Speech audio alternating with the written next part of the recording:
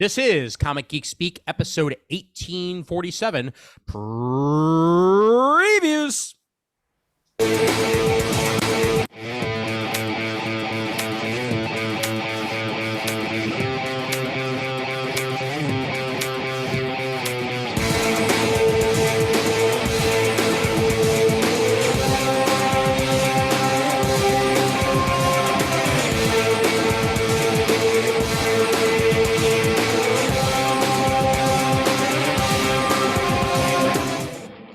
Welcome to Comic Geek Speak. I'm Ian Levinstein. I'm Shane Kelly. And I'm Adam Murd.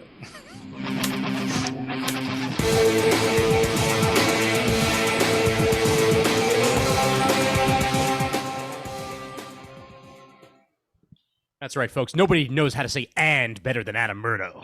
And I am Adam Murd. Change it conjunction junction daily. Indeed. There you go. All right, welcome one and all to the show, and it is indeed previews time here yet again.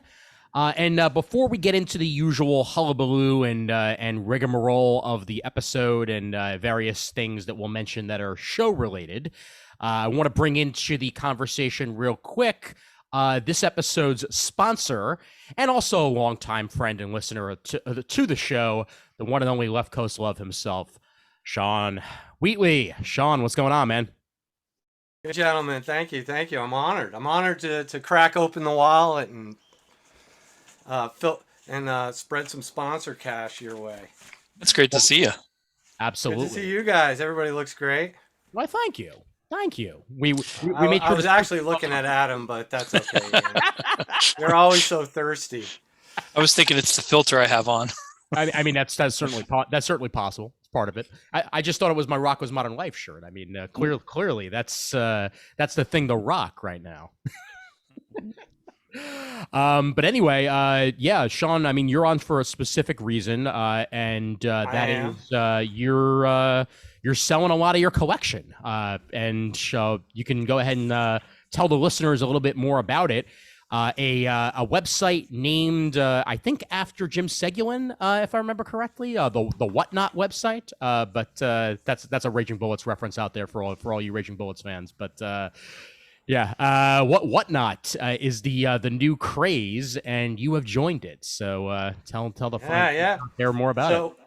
Well, Whatnot is a new selling platform, and yeah, so I'm actually sponsoring because I'm now a Whatnot seller. And I have a show coming up, show/sale. Mm-hmm. So it'll be live streamed. They're live auctions. So for anybody that's familiar with Twitch, which is one-way video streaming with interactive chat, mm-hmm. So it definitely has that at the core. But then you're actually able to run instant auctions. And these are quick auctions, anywhere from a minute. You can back it off 30 seconds. I've even seen them as low as 15 seconds. Wow. And they started off with Pops as a pop verification site, and a bunch of their software guys got together and built the back end. It's primarily set up for the kids, if you will, for the cellular generation. So there's a lot of Pokemon cards, NFTs, mm-hmm. Sports trading cards, live shows where people can bid on packs and they'll open the packs live for you. But I got pulled in through the comics. So they have a very robust number of sellers for comics. And from everything from dollar bin diving to if you're looking for a CGC graded book, if you want new releases, variant covers, they have folks for that. And if you happen to be watching on the YouTube feed, I'm going to share my screen here. By all means. By all means. So, welcome to Whatnot, ladies and gentlemen. Welcome to Whatnot. And on the left, you can see we have comic books. They even have fashion, so my wife, we could hawk her purses and stuff up here. Hey, let's just focus on the fact that Buzz is on the front page right now. Yeah, right. Oh, you stole my thunder. I was gonna say, hey, there are some other familiar sellers out on Whatnot. Buzz will be on tomorrow at 5 p.m. Nice. He does live drawing. He doesn't have his products loaded yet, But Buzz's shows, I can tell you, are always very entertaining. Oh yeah. He will do blank sketch variants like on the spot and then auction them right there, Nice. as well as prints and so forth. But what I would call your attention to is, we're going to look at comic books, and once you dive in, any of these channels here, right now they have 754 shows, of which any of the ones that have these red icons are live right now. Got it. And this is all happening. This is what I was saying. Guys, can you imagine like going to 10 different stores in like half an hour? And you can pop in and pop out. Like this show's all about Bronze Age. And selling some Novas with Howard the Duck playing in the background. But you can see the book starting at $2. And he'll run the auction for 30 seconds. You win the book, it goes in. So for me, like as Ian had alluded to, I'm going to be busting out. As I said, everything's a set to start with, and for my first show, I wanted to try to mix it up a little bit. So threw together, for those of you that remember the old continuity comics, Neil Adams, right? Yep. I don't know if you guys are down with either of these. Oh, the binge books. Sure. Yeah. Like Murd, this is all the old Marvel guys. Uh-huh. Like you open it up and it's like opening an 80s Marvel book, right? Yep. We've mentioned them on a bunch of previous episodes. Yeah, they're a good thing to point out every month. Mm-hmm. Yeah, and I'm not going to take you through page by page, but you could see either they go together or there's some theme of some sort. Sure. And what I wanted to do, and I think I can probably stop sharing now because we are a podcast. I think you guys got the idea, right? Yeah. Mm-hmm. And I'll share the link with Ian. Maybe we'll put him in the show notes. And Definitely, if you let me post the link by all means, over to the Facebook group. Yep. CGS people come in. I'm going to be doing giveaways too, so you don't even have to win an auction or buy anything. I think my show will run probably 2 hours, so I think about every 10 or 15 minutes I'll have a giveaway. Nice. All of that stuff's listed over, and all the books I'm selling on the first show are there. So over the course of the next upcoming episodes, as I get better at this and increase kind of what I'm putting up each week, and I'll give the CGS listeners here, as I'm sponsoring the shows, kind of the gems of the lot going up. So, nice. Hey, Ian, I'm going to run, tonight I'm going to run the JLA Avengers 1 through 4 first print sets. Okay? So at least you could come in. Awesome. And for me, I've Marie Kondo'd this stuff, so I'm looking to finance a trip to Hawaii. I'm not trying to get rich here, guys. Yeah. So even for stuff, you can get it on eBay, but if I have it, you're gonna get a better deal. So yeah, and this is your main first show is running on Wednesday, April 20th at 7 p.m. Correct? Yep, 420. No. You don't need to read anything into that. It is a comic show. We will be family oriented. Exactly. These are smoke-free comics, people. Okay. Yes. They've been cared for. They've been cared for. Yes. And maybe along the way I'll share some of the journey I've been photographing. If any of you guys have sold stuff on eBay, you probably remember what it was like to do the first couple of auctions, the learning curve. Yeah. So doing this live, right? It adds a whole nother kind of dimension to it. But again, your listeners love comics. I'm going to be selling comics. Stop by. CGS name drop in the chat. Give me, I'll give you a shout out or something. And, let's have some fun with this. Yeah. Absolutely. Yeah. Very cool. Yep. And that website again is whatnot.com. And we will be putting the specific Left Coast Love link in the show notes and on the super group after this episode airs. And Sean, thanks for coming on, man. I mean, we're always happy. Oh my God. Had I known all I had to do was crack the wallet to get on an episode, I would have done this years ago and just picked a topic, you know. I'm going to sponsor this episode. Well, so for any listeners out there, yeah. I'm not going to share the rate sheet live, but let's just say if you want to sponsor an episode, just reach out to Ian. It's very doable. It very much is, and at the same time, sponsorship or no, man. We've been trying to. I've been reaching out to more people to get on comic talks and what have you. So we'll be in touch. Let's put it that way. Look, if you invite me onto an episode, there's no worrying about what my schedule is. It will change. I will be there. It's an awesome. honor. Yeah, that'd be cool. Yep. All right. Well, I guess I'll let you guys get down to business. Excellent. Again, thanks for coming on, man, and we'll talk to you soon. And you'll do the wrapper at the end, right? I get this nice plug up front, but you're gonna give me the nice finish at the end, right? You get the front, you get the back. That's the way it works. Nice. All right, love you guys. You too, man. Great to see you. Take care. Good night. Thanks, my friend. All right, great. All right, fantastic. He's so much fun to talk to. Oh my God, absolutely. It's been too long. Yes, it has. It most definitely has. I mean, his little girl is old enough to do his data entry work for him now. Yeah, yeah. Right? I know. She's. I think she's 13 now, if I remember his feed correctly. Yeah. So. I remember before she was born. Yes, me too. Oh my God. Yeah. Little Parker Jane. Yep. Indeed. Yep. Yeah. So again, whatnot.com for that, and we'll get the full link there, and we'll remind you at the end of the episode. Meanwhile, before we get to previews, some internal business to take care of. Murd, a reminder about the best of results that will soon be available to folks out there. Absolutely, Ian. Yes, the final voting for our CGS Best of 2021 awards is now underway. So if you'd like to participate in that, you can find the full ballot of nominees either at our forum site or on our Facebook supergroup. Find that. Look at the nominees. Vote for one nominee in at least 12 of the 16 categories. Otherwise, the ballot is incomplete. And then type that ballot up and email it into bestof, BESTOF, at comicgeekspeak.com by 11:59 p.m. Eastern Time on April 24th. That is the Sunday after Easter.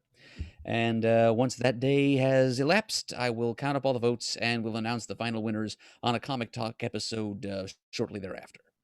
Indeed. And the ballots are also available on the YouTube site. So if you go to youtube.com/comicgeekspeak and head to community, it is listed there as one of the links there as well. So at least three different places you can find it if you look hard enough. So you get your vote in. Ian. I try, man. I try. Excellent. And speaking of producing, so after all these years, we have a working forum link on the Comic Geek Speak site. Yep. Awesome. We finally made the magic happen there. So you can find the forum by clicking forums on the site. And the donate button has also been fixed and simplified. As you guys know, patreon.com/comicgeekspeak is the way to donate to the show on the regular and continue to donate month by month. Now we just have a simple donate button on the website. So if you click donate on comicgeekspeak.com/donate.php, it's a one-time donation. If you want to have a subscription, you can head over to the Patreon for that. But nice and simple. And hey, things are fixed and we have places you can go and stuff to see that works. And that makes me super duper happy. So, the things you will do.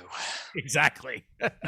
And thanks to Mr. Deemer for getting those links in the proper spaces and what have you. And of course, patreon.com/comicgeekspeak as previously mentioned. We thank you so much for your continued support of the show in any way, shape, or form. We really appreciate it. Indeed. Okay, and you'll also be seeing updated artwork on the Comic Geek Speak episodes being released with the old school burst image because I was bored and went fishing in our email and managed to find workable logos that I could turn into a brand new version of it. And this is what happens when I'm bored on a Sunday. Enough said. Oh wow. I'm bored on a Sunday. I take a nap. Yeah, I was gonna say, Ian, your boredom is a lot more productive than mine. Yeah. Well, anybody taking a look right now, you're Yeah. not only looking at my Photoshop, but you're looking straight up at the brand spanking new high quality image that we'll be using on your downloaded episodes for your podcatcher. So Nice. good times. All right. I think that's about as many things as we can possibly say before actually doing previews. So I think that, let's get the show on the road, shall we? All right. Excellent. Yes, and we're looking here at catalog number 403, cover dated April of 2022 for stuff finding its way to shops mostly in June of this year. DC Direct number is 23. Marvel Previews number is number 7. Yes, and this month the actual Marvel Previews PDF has an actual cover to it, so I didn't have to guess. Oh, good. What a What will we coinky think dink of there. next? Exactly. And hey, this makes me very happy, and I look forward to getting to it in an image that we have ourselves a Clementine book for anybody who's a fan of the Walking Dead video game series that Telltale put out. So this is more of a little bit more of that, and gargoyles. I'm gonna have to try my best not to buy these because Did you are very see pretty. the NECA Gargoyles figures, Ian? I did, yes. Have you ever seen one live? I've never seen one live. No. Here, I have one. You know what? And only one. You did show us the Goliath, actually. I think if I remember correctly, Okay. in the comic talk. So if this is that, then yes. Yeah. Here, let me stop the share so they can see it nice and big. Ooh, yeah. Yep. It That- looks very nice. I do think the wings are way too big Yeah. compared to what you see on the show. Agreed. It stands on its own with the help of the tail. I haven't found any of the others, and I'm not sure that I'm going to bother because I've heard of so many problems with Damona's wings that I just don't know that I want to be bothered. To be honest. Well, hey, I mean, you got one. You don't need to catch them all. These aren't. Yeah, Pokemon. I got the important one. I always loved Goliath. I thought I thought that was a great show. Oh no, absolutely. Yeah, I'm still surprised to this day that we haven't gotten more. Well, I thought I heard that one it was coming to Disney Plus at some point, but that could have been just rumor mill out the wazoo. Who knows how long ago? Rumor mill out the wazoo, because I mean I know that they brought the series to Disney Plus, Yep, which is great. The full series. Just a continuation is not something I've heard anything about, unfortunately. So we may get there eventually. We just haven't gotten there yet. I just can't imagine why that property's not snatched up long ago doing stuff. I hear you completely. One more reminder here, by the way, before this month is all said and done. Free Comic Book Day, May 7th, 2022. And we do have the Free Comic Book Day issues once again solicited here for any of you guys who want to check them out. And everything is pretty much revealed at this point. Spider-Man Venom, there's a Doctor Who one. We got some Kaiju Sakamoto days going on, and DC's got their stuff available. So if you have not yet put in your Free Comic Book Day stuff at your own shop, you may want to do that sooner than later because it's happening soon. And I already got my Doctor Strange tickets, so there's that. I didn't do that yet. I have to do that. Yeah, I'm seeing it opening night on the Thursday. I'm hoping for that weekend. I know you will see it when you see it, Murd, and I'm sure it's going to be a random Tuesday, and that's the best way to see it anyway. Probably. What is it, like May 7th? Is that when? So it coincides with Free Comic Book Day. Yeah. Indeed. Yep. Yeah. Okay. We're back in the swing of things where the big Marvel movie comes out the weekend of Free Comic Book Day. So it's old school all over again, basically. All right. May that pattern hold. Indeed. Indeed. And here we are, page 40, starting things off, as previously mentioned. Clementine Book 1, an original graphic novel. And we've got a trilogy set to begin here, as Tilly Walden, the first non-Robert Kirkman to write Walking Dead. As this marks a trilogy of graphic novels about Clementine, the star of the Telltale video game. And in this one, Clementine discovers new allies, new rivals, and new love. But as the group tries to build a walker-free settlement in an abandoned ski resort, they soon discover that the biggest threat to their survival is each other. Which is basically how Walking Dead works. Yeah. Yeah, I'm thrilled that this is happening here. The Walking Dead games are great to begin with, and I wanted to see more Clementine, and this is now our way to do it. And the games were part of the comic book universe to begin with, so it's very easy to just piggyback off of the story there, and I'm sure they'll have a ground floor for anybody who's a fan. So good stuff. Some nice artwork there. Good old-fashioned black and white. Yeah. Yes, indeed. Mm-hmm. That was on page 40, and then the artwork on 41, 42, 43. And then James Tynion IV, The Closet, number 1 of 3. Described as for fans of The Nice House on the Lake and other top-tier horror stories. This one will be for you, as a tale of existential familial horror hits us here in a 3-issue miniseries with Gavin Fullerton and Chris O'Halloran on the artwork side of things on page 44. Spooky all around. Mm-hmm. And unicorn piss for some reason.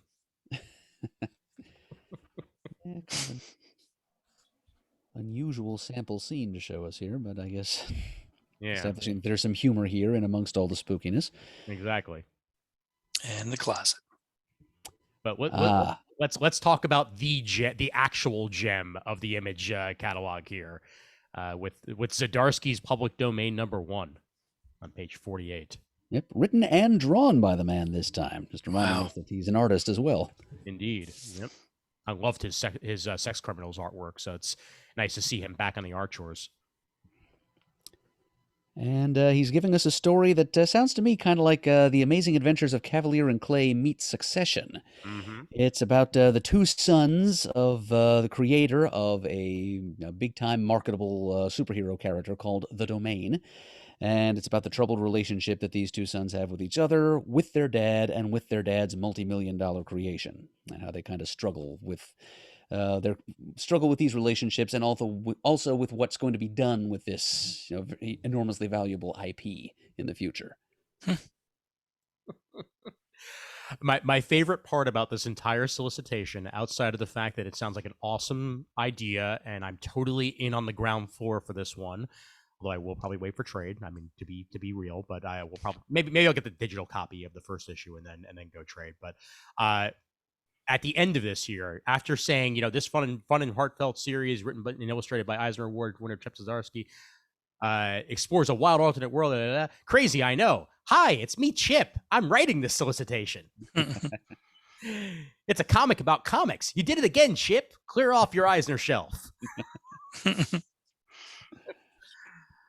Well, from the artwork alone, this is going to win some Eisners.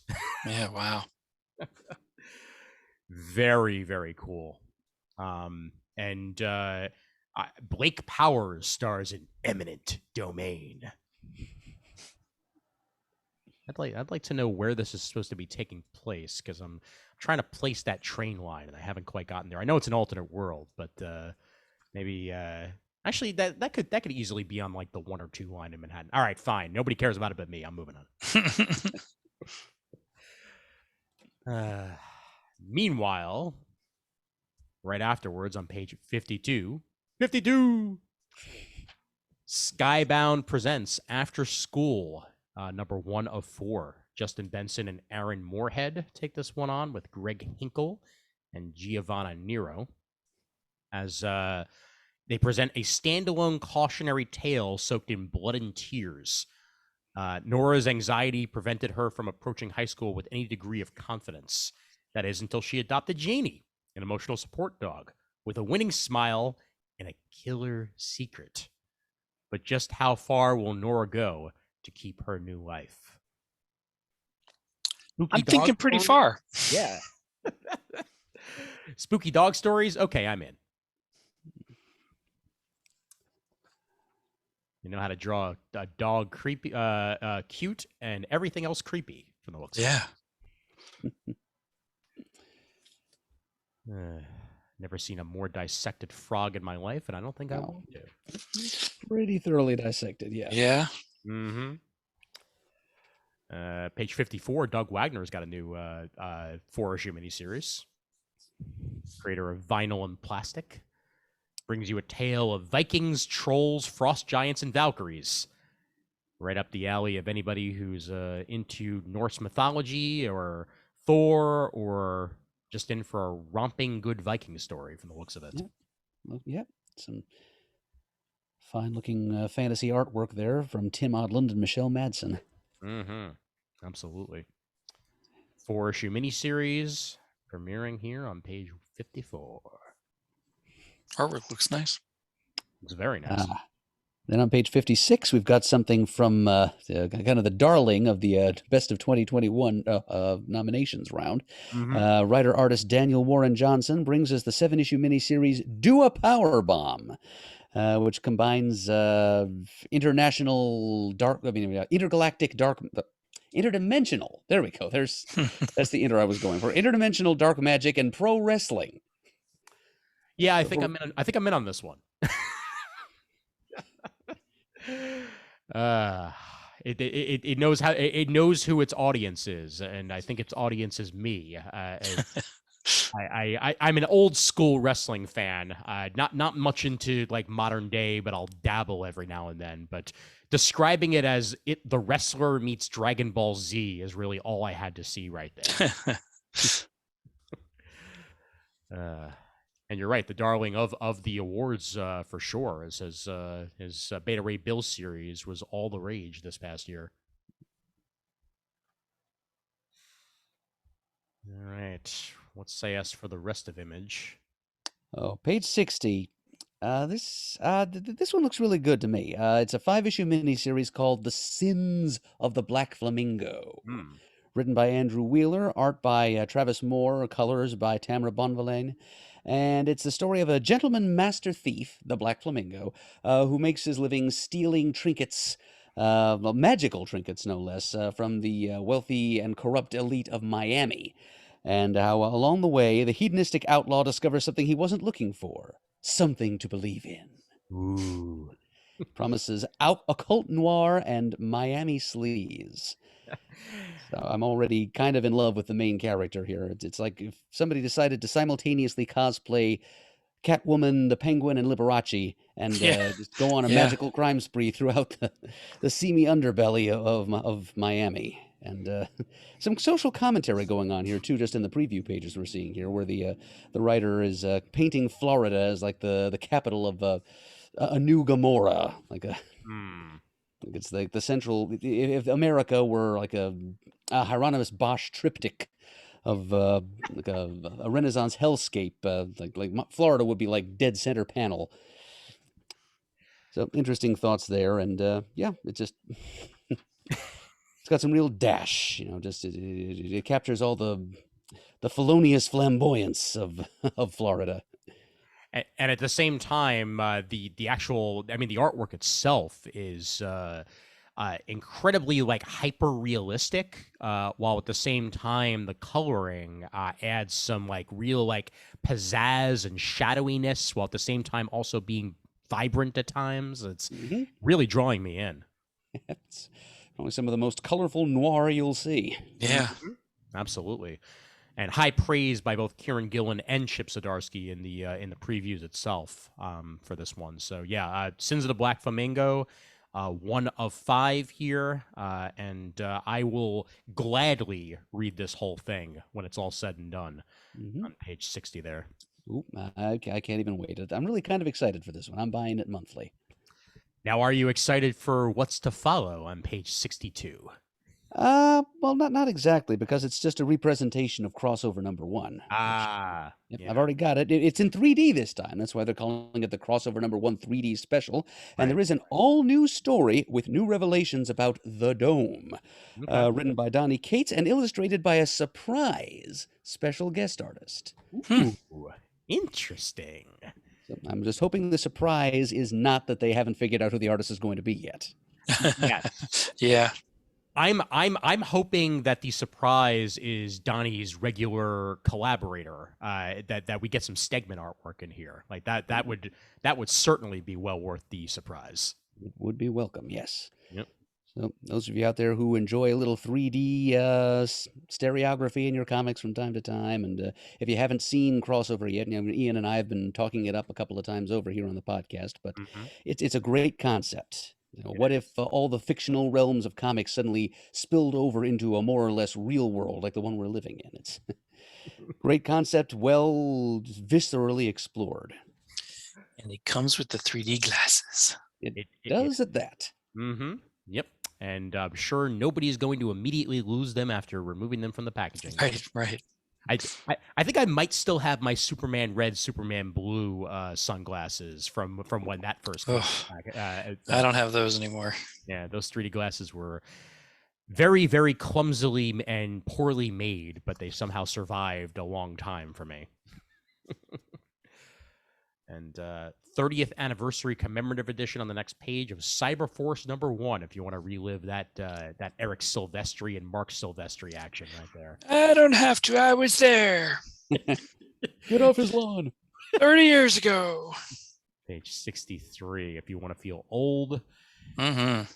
And then for something a little bit newer, the Phalanx looks a little bit older because it looks like Wildcats. It does, yes. But also written and drawn by one of the Luna brothers, Jonathan Luna, off on his own here. Inspired since 1992 by the series that launched Image Comics, Jonathan Luna creates an homage to honor its 30th anniversary with the Phalanx. So yeah, it is very much supposed to be in that style. Just Jonathan Luna doing his own take on it on page 64, which is pretty cool. Yes, it is. Mm-hmm. And get your favorite artist to draw Spawn on page 65, as a blank cover edition of the first issue is out there for everybody. I'd like to track down a Spawn trade of the first 12 issues or something to reread those. It's been a very long time since I have. I'll tell you that much. Yeah. The homages keep coming here on page 66. Yep. The Super Freaks one-shot, which is brought together by some of the contributors and producers of the Savage Fincast, which is a Savage Dragon podcast that's been going for 10 years now. Wow. So they brought together a whole bunch of creators, some of them pros, some of them less so, and they put together 56 black and white pages of Savage Dragon tribute comics. That's crude, cool. It's rude, it's hilarious. Yeah. It's basically a fanzine with official backing. Yeah. Yeah, that's something else right there. Yeah, it's cool that they were able to do it. Mm-hmm. Absolutely. Page 67, we get some more undiscovered country action with Snyder and Soul, and amazing artwork by Giuseppe Camuncoli and Leonardo Marcello Grassi and Matt Wilson. Any of you who've been following the Undiscovered Country saga, you get a little bit more of that on page 67. And how about this on page 68? Dale Eaglesham, along with John Arcudi for the Creep trade paperback. Yep, collecting in glorious black and white some stories that ran in Dark Horse Presents a number of years ago. Mm-hmm. It's a tale of a, I think the main character, Oxel Carnos, I think he has some kind of birth defect condition, like macrocephaly or something like that. Okay. Is why he looks the way he does. He's got the face of a brute and the broken heart of a child. So this is here, and so it's some offbeat PI stories set in 1980s Manhattan. Okay. It's a fantastic creative team. I mean, it's anytime you see John Arcudi's byline on something, you know you're going to have a solid reading experience, and Eaglesham's artwork, of course, is just very tasty icing on the cake. Certainly, yeah, and not your standard Eaglesham as well, as usually he's much more either fantasy or superhero, and now you get to see him do noir at its best right here. Page 68 for that one, and again, long unavailable, back in print.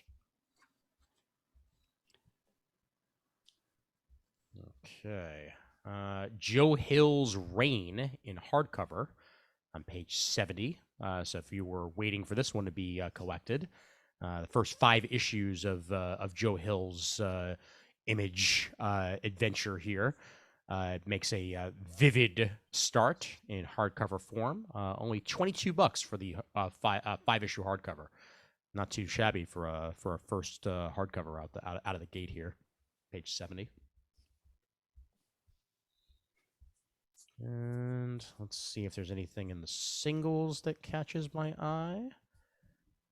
We've got eventually, once I get to it, I did finally manage to get issue 55 of Saga, so I am... Oh, good. Yep. Got the first 2 issues, and then now I'm going to wait for the trade.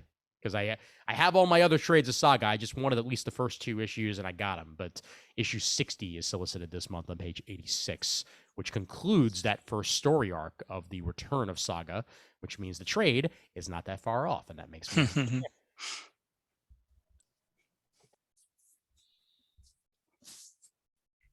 Alrighty. Yeah, I think that's about it. So how about we head over to Dark Horse. Start us off with Lonesome Hunters, 4-issue miniseries on page 96 by Tyler Crook. It's a new fantasy series, and Russ Manning is apparently no, I'm sorry, Russ Manning award winner.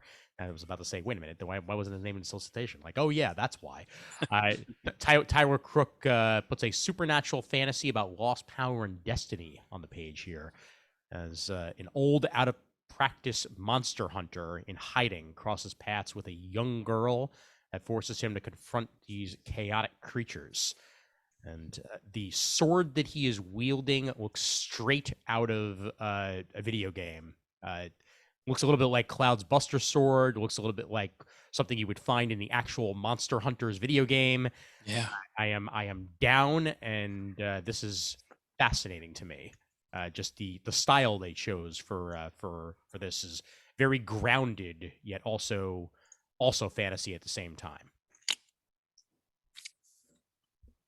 Preview pages look great too on page 96 and following.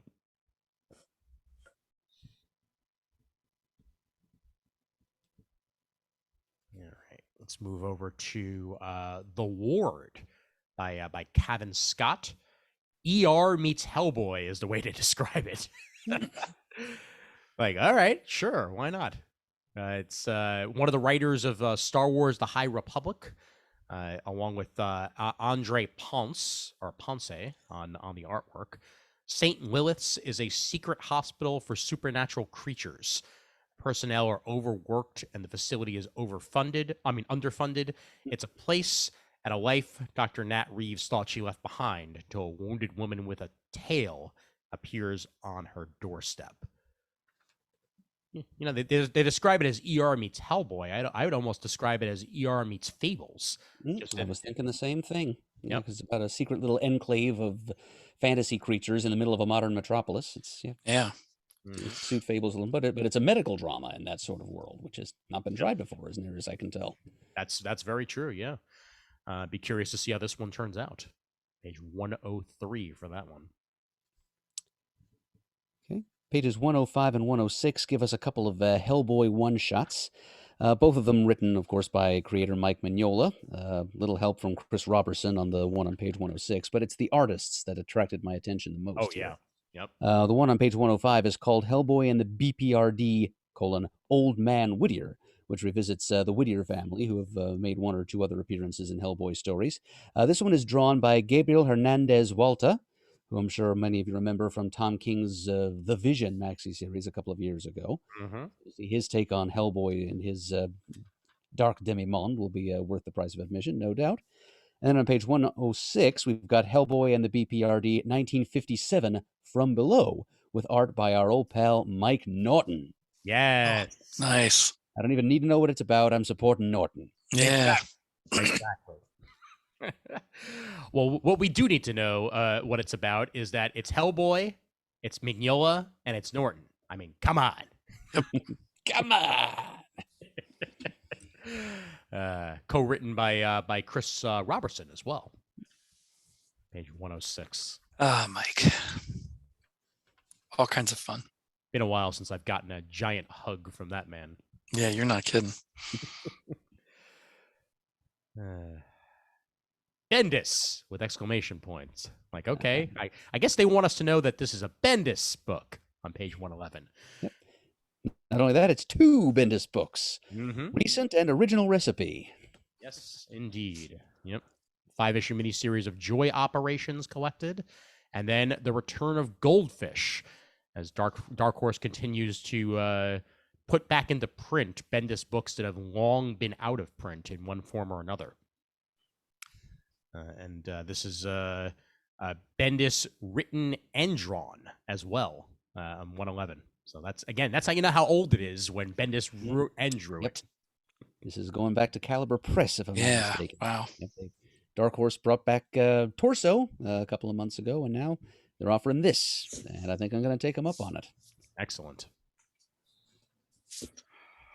Now, here's something. They try to say it's for a far future noir for fans of Saga, page 112, written by Chuck Austin, a name that I have not heard in quite some time, but the artwork is by the one and only Pat Olive. So that has me intrigued. Yep. Yeah.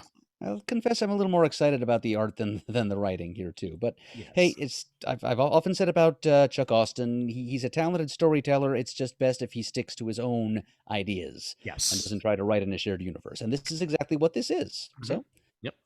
Very good point. To give that a try, especially with the Pat Olive artwork thrown in. Mm-hmm.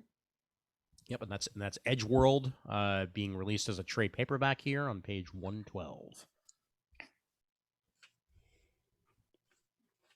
For anybody who's trying to get into Black Hammer on the Ground Floor, on page 114, we have its first omnibus. Black Hammer Omnibus Volume 1 collects the first 13 issues of Black Hammer and Black Hammer Giant Size Annual in a deluxe format. They are only $30 for 14 issues. Not too shabby. Page 114. No, that's not bad. Not in this day and age. Yeah, definitely.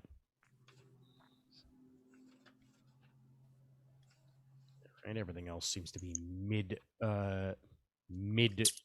miniseries. But page 118, I'll point out Apache Delivery Service, a trade paperback of Matt Kint and Tyler Jenkins' story about 2 haunted men who are on a hunt in the jungles of Vietnam searching for clues to a missing treasure trove of gold that was stolen from all over Asia by a Japanese general during World War II.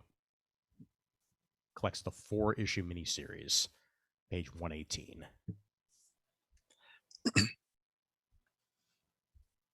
Alrighty. Anything else? Dark Horse?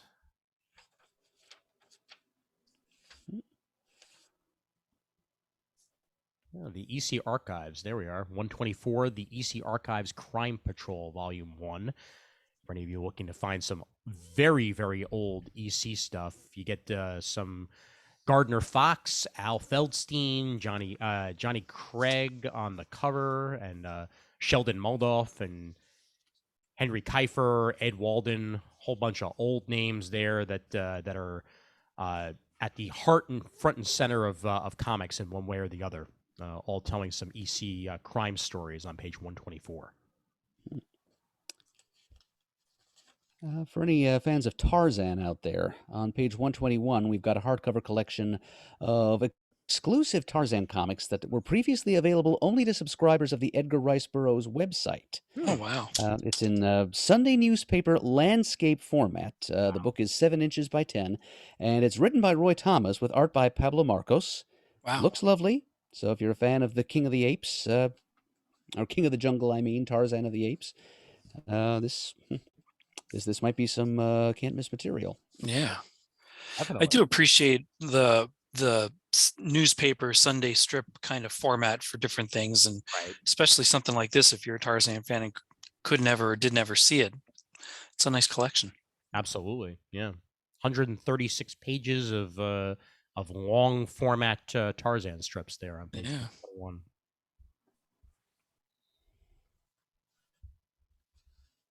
All right. Onward to DC. And right there on the cover, it's crisis time, people. Yeah, man. Dark Crisis. Now, here's a little story. I was we took my youngest son up to a college that he's looking at going to, and there's a comic book store on the way home that I know of. Oh, cool. So we stopped in, and I made my first purchases in a comic shop in quite some time. Got a couple. What did I get? The issue 6 of Human Target and issue 7 of Blue and Gold, because I just couldn't wait. And I got the hardback of the Tom King Adam Strange collection. Nice. So that was cool. But on the counter was a whole mess of these, and I'm like, can I pick one of them up? Because I saw the Crisis cover, and I'm like, ooh, this would be a DC Connect that I actually wanted to get and kind of look through. So I got to peruse that for a few days now. Nice. Yeah, it was fun to be in a shop. I don't get to do it very often. Sure. Yeah. I mean, I have a shop, around the corner from here, essentially, but it's a lot more of a gaming shop than it is a comic shop. Like, I mean, they have single issues on the shelves, but they don't really have like a trade paperback collection. And to me, if you don't have a trade paperback collection, that tells me where your is. Yeah, no, this store had a lot of games and a vast place to play games, as most stores do. It's got all new along the wall, like most do. It has a great trade section, hardback section, in a separate room that's also in conjunction with like D&D tables, Warhammer games, that kind of stuff. So it was really a nice shop. It was a lot of fun to go through. Tons of trades. They because they're a little bit off the wall, they have some things that are a little bit older that you might not just be able to find like at the newest places. Right. So it was just kind of nice to peruse some of that stuff. A lot of fun to look around. You happen to know the name of the place, or? I do. It was Alchemist Cove Games and Comics in Schuylkill Haven, Pennsylvania. Nice. I just really like saying Schuylkill Haven, and I'm going multiple times now. Yeah. Yep. Much more fun to say than to spell.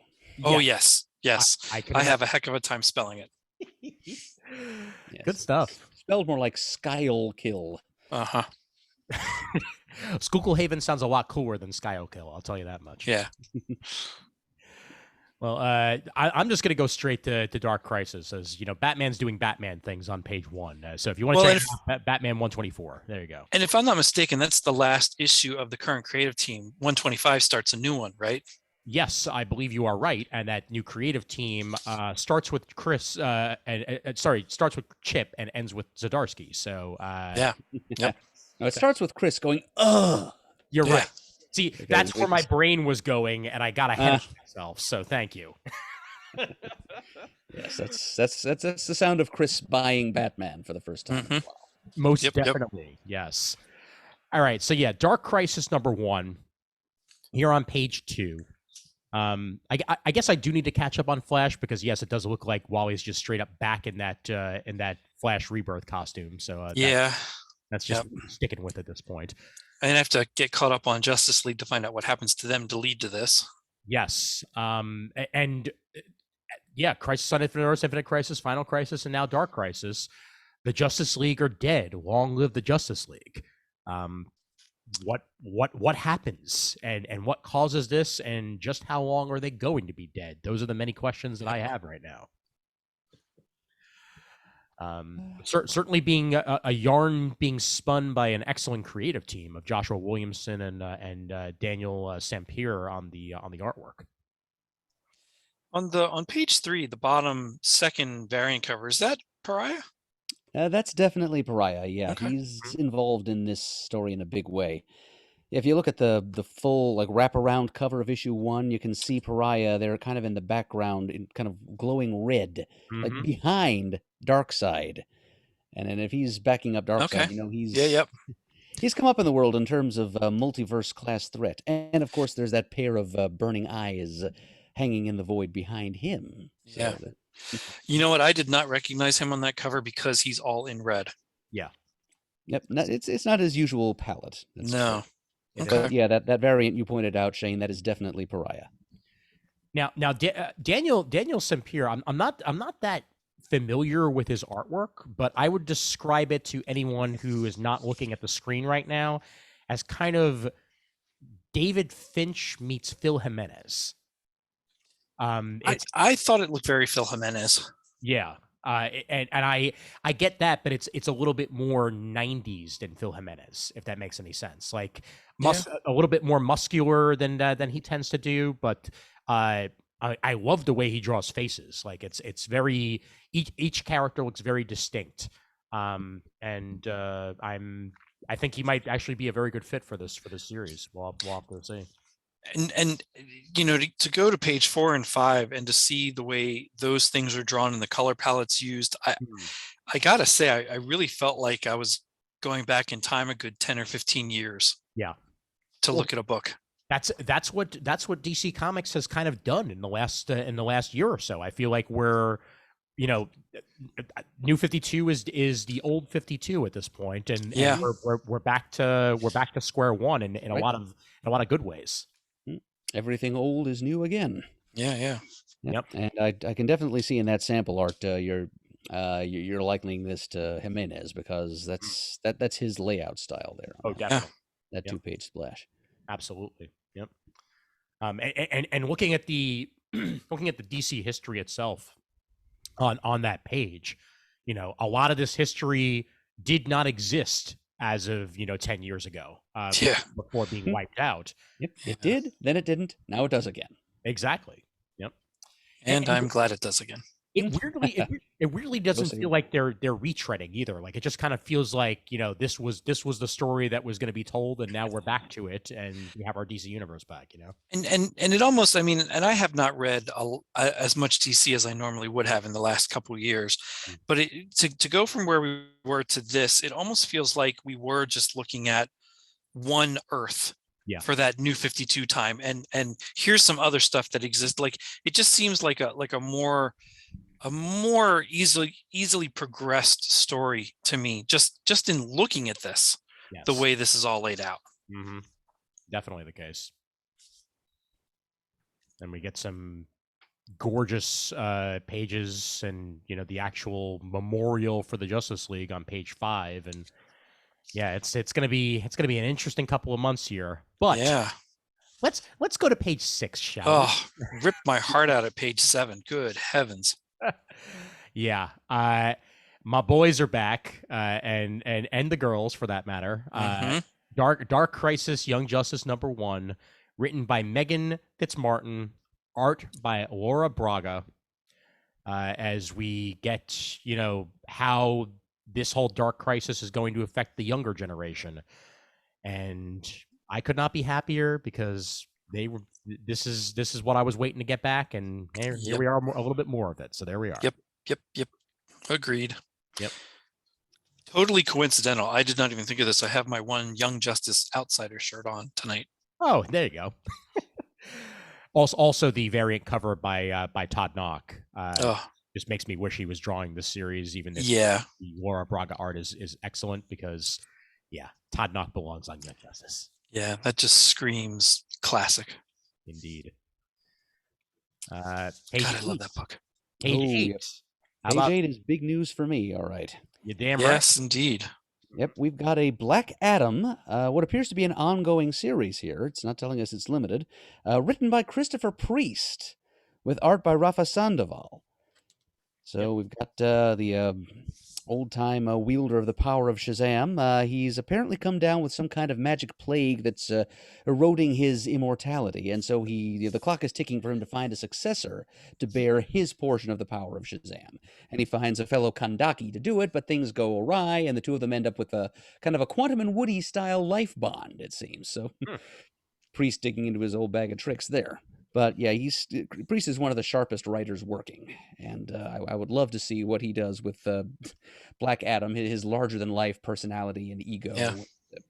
Yeah, he was a great choice for this project. I mean, I'm a little bit miffed that Black Adam suddenly has his own ongoing series and Captain Marvel does not. Yeah, but it's being written by Priest, so I can forgive much. Yeah. Yep, and I'm more than willing to give it a try. It's funny. I mean, I can see why you went the Quantum and Woody route, Murd, but also, you know, another character named Captain Marvel had a similar circumstance at one point. You know, the life bond scenario, just over on the Marvel side of things. Excellent point. Excellent point. And we'll hear more about that later. Yes, indeed. Yep. But yeah, page 8. Oh, what's that? This just in from Chris? Okay. Oh, Let's see. Yeah, Chris, I think would try almost anything that Priest writes. So yeah, well, hopefully he will give Black Adam a shot because well, and no it's question because I of will. it's Yeah. because of his giving me Black Panther by Priest in trade that'll get me to try this when I normally probably wouldn't have a few years ago. That Cully Hamner variant is Yes. so awesome. Love it. I mean, it's 1 in 50, which means it's probably going to be a little more than the standard cover price, which means I probably won't buy it, but it's easily my favorite of anything on these 2 pages. Definitely. Yeah. Yep. Certainly. Now, Flashpoint Beyond issue 5 is on page 10, and it's the birth of Flashpoint Two-Face. This I gotta see. Yeah, me too. I'm very curious. Because it certainly ain't going to be Harvey Dent. I'll give you that much. Yeah, I wonder who it'll be in the Flashpoint universe.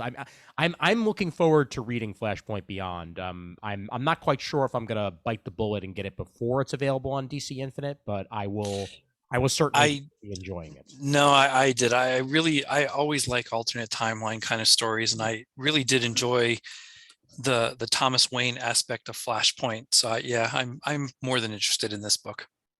Also, speaking of alternate realities and traversing, next comic talk, I did read the first issue of Avengers Forever, the new ongoing on Avengers Forever. And say about it, it is awesome. Yes, it's several universes worth of great Avengers characters and stories, just kind of glopped together, Pollock style by Jason Aaron. It is great fun. It's basically, I mean, not to spoil my review of it, it's basically Jason Aaron writing the Exiles, only they're Avengers, and that's all I needed. Nubia, Queen of the Amazons, on page 11 here. Stephanie Williams with art by Aletha Martinez and Mark Morales, beginning a new Nubia. I believe is it ongoing or is it a 4-issue miniseries? Thank you. Okay, yes, 4-issue. Yes, you're right. I always forget they hide it there on the right at the bottom. Yeah, issue 1 of 4 here on page 11. If you're interested in more Nubia action, you got it for you. And on page 12, we've got a new Poison Ivy miniseries, 6 issues in this case, written by G. Willow Wilson, the writer who gave us Kamala Khan, Ms. Marvel, and art by Marcio Takara. And so Poison Ivy is back, and she's got genocide on her mind. So she's being written as a complicated villain, but a villain nonetheless, and she's planning on exterminating humanity for plants' sake, which is the way Poison Ivy should be written. And for those interested, there is actually a backup story in Batman number 124 by the same creative team that's kind of a segue between recent events in the Batman titles and this miniseries. Okay. I think what's the most interesting about this cover is seeing Poison Ivy eating a steak. I thought that too. Yeah, something has changed. Something has definitely changed. Well, I guess it kind of makes sense. I mean, she wouldn't hurt a plant. Right. She's more likely to consume animal tissue than plant tissue if she's more in sync with the plant kingdom. Yeah. Very, very, very good point there. Very good point. Frank Cho variant cover also Zowie. That's a hell of an image.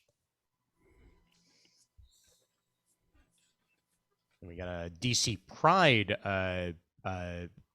anthology on page 14 with Devin Grayson returning to DC Comics. Oh wow, I didn't even see that. Neither did I. Wow. Yeah, Devin Grayson, Stephanie Williams, Travis Moore, Alyssa Wong, art by Nick Robles, Brittany Williams, Evan Cagle, W. Scott Fords, and a cover by Phil Jimenez himself. So we get stories including Superman John Kent, Nubia, Tim Drake, Kid Quick, Aquaman, Green Lantern, the Joe Mullen Green Lantern, and others, including Harley Quinn and a bunch more on page 14. I really liked when she, what was it, Titans that she started out in? That was her big break back in the day. Right, late 90s. Yep. And Nightwing as well. Good stuff. Indeed. Mariko Tamaki's I Am Not Starfire is also listed once again here for the DC Pride backlist, and I hear great things about that. So if you haven't checked it out on page 16, it might be time. And speaking of DC Pride and one-shots I'm going to pick up, page 17, DC Pride Tim Drake special. Written by Megan Fitzmartin, art by Belen Ortega, and Alberto Jimenez Albuquerque. It's from Batman Urban Legends comes this one shot with Tim Drake. Get another Tim Drake story. I'm down for it. Page 17. It does collect the stories from Urban Legends 4 through 6 and 10. But Yeah. A brand new story in there as well. It's a nice cover too. Mm-hmm. And a multiversity, Teen Justice on page 18. Yeah, to me that was a nice surprise to see. Yeah, it's good branding. It's a 6-issue miniseries, and it's set on Earth 11, which is the gender-swapped parallel Earth. Mm-hmm. So we've got female Robin, male Raven, etc. Yep. Yeah. And the if I remember correctly, I think the Flash from Earth 11 is going to be our Flash for a while after this crisis. So that may also be why this is happening here. Okay. It says here that she's the Flash of Future State. Yes, that would be it. Yep. Page 18 for that one, and some cool designs for all the characters too. Excuse me. The artwork there on the next following pages.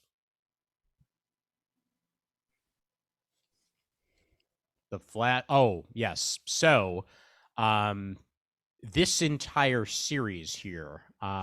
This is the Flash, the Fastest Man Alive. That is the one that was supposed to be the tie-in to the movie, correct? That's what I thought. Yes. That has been canceled. Okay. So I heard they're reevaluating Ezra Miller's role in the DCEU. Yes, correct. And as part of that, the Flash, the Fastest Man Alive series is just straight up not happening. It was actually supposed to be released in, I think, 2 weeks, meaning it's probably already been printed, and some shops may even have it, but they're being told to pulp it. So it's wow. Yeah, this series is just not going forward in its current form. It may eventually, but for now, those of you who have it on pre-order, you're going to see cancellations. So just a quick note on that. I really, really hope they don't just scrap the entire movie, though, because I want to see Michael Keaton as Batman. They're not going to scrap it because they put way too much money into it to begin with.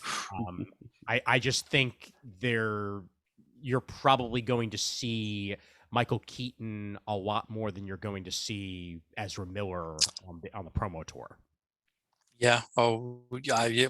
I think that if it goes forward, I was thinking that would happen. Just a little sidebar, if I may. What do you think of the Warner Brothers selling? I think that it's less of a selling and more of a spin-off. So I don't necessarily think that it's a bad thing for Warner Brothers. Oh, I don't think so either. Yeah, I think that less muddling from AT&T is always a good thing. Totally agree. Yeah. But I'm a little embarrassed here since I am a Warner Brothers stockholder, or was before AT&T bought them out. But what are you guys talking about? So Warner Brothers and Discovery have merged into one full company. Okay, so, I did get a mailing about that, but I had no idea what it was talking about. Yes, that's essentially what it is that AT&T has spun off Warner Brothers, and it's become their own conglomerate company, Warner Brothers Discovery. So the Discovery streaming service is going to merge with HBO Max and become one giant huge thing. So HBO Max is going to get more content in the process, and that's all going to be on one umbrella, and not be under the direct supervision of AT&T any longer. So, which is okay by me. Exactly. Absolutely agree that less meddling from DC is better, because what the hell does a telecom company know about managing a library of IPs, many of which originated in print? Yeah. Yep. All I have to do is look back at the the DC Universe app and how horrible of a mismanagement that was when it initially launched. Which is, hey, we're gonna start a streaming service. Hey, we're doing HBO Max over here, right? Hey, we're gonna start a streaming service, and And the sad part to me, I really did enjoy that streaming service, though. Once it was off the ground, I really had a good time with it for a long while. I agree with you. I think it worked really well. It's just it didn't make any sense to be on its own. No, not with HBO coming right away. Yeah, absolutely. All right. Meanwhile, back to comics. Sorry. No. Please, it's comics related, so that's yes, very well worth it. Yeah, closely comics related. Absolutely. Aquaman and the Flash, Void Song #1. Jackson Lansing and Colin Kelly with art by Vasco Georgiev, I believe is how you pronounce it. Page 21 here. And in monumental ships like floating cathedrals, they fell from the sky. They're touched by a dark and terrible force from beyond our reality, silent but for the one note they emit that freezes all motion.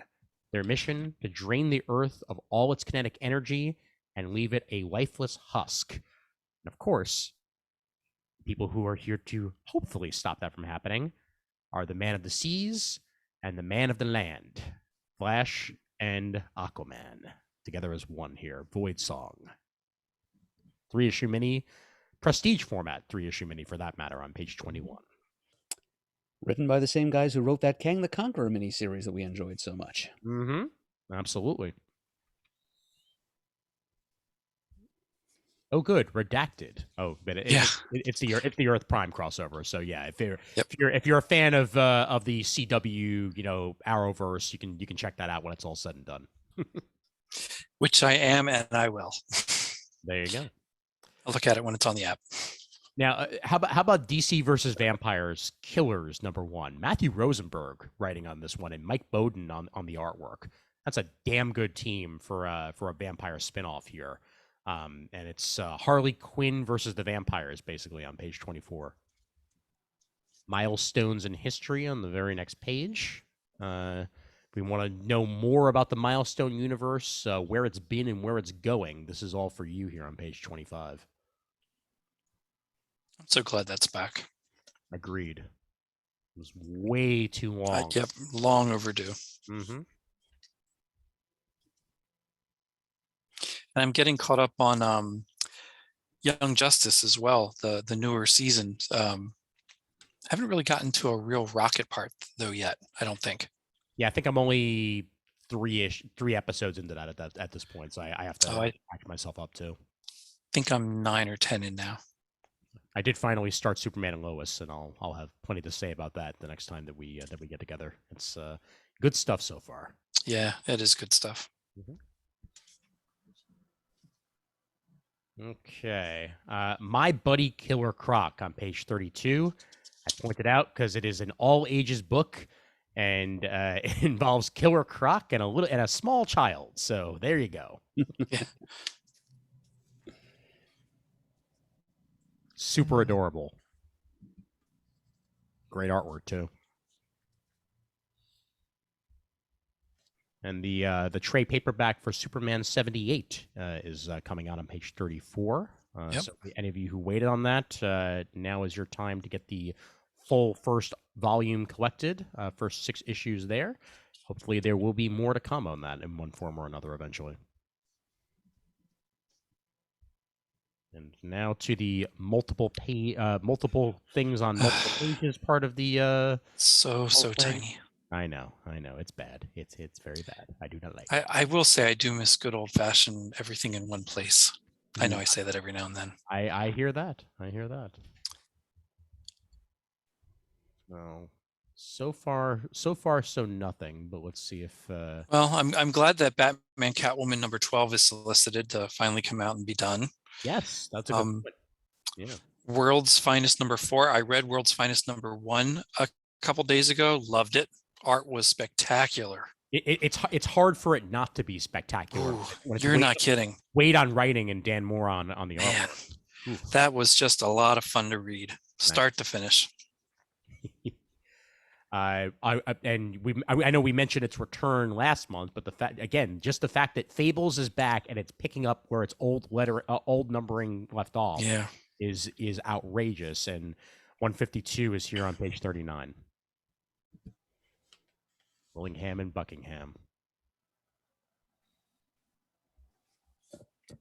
page 41. I love that cover for Nightwing 93. Oh yeah, yep. Bruno Redondo, my choice for best artist. It's a great series too, Shane. If you haven't checked out Nightwing yet, I haven't, not in a while.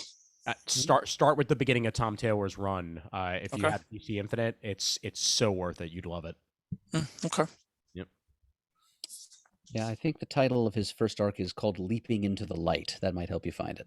Yes. Okay. Yep. Cool.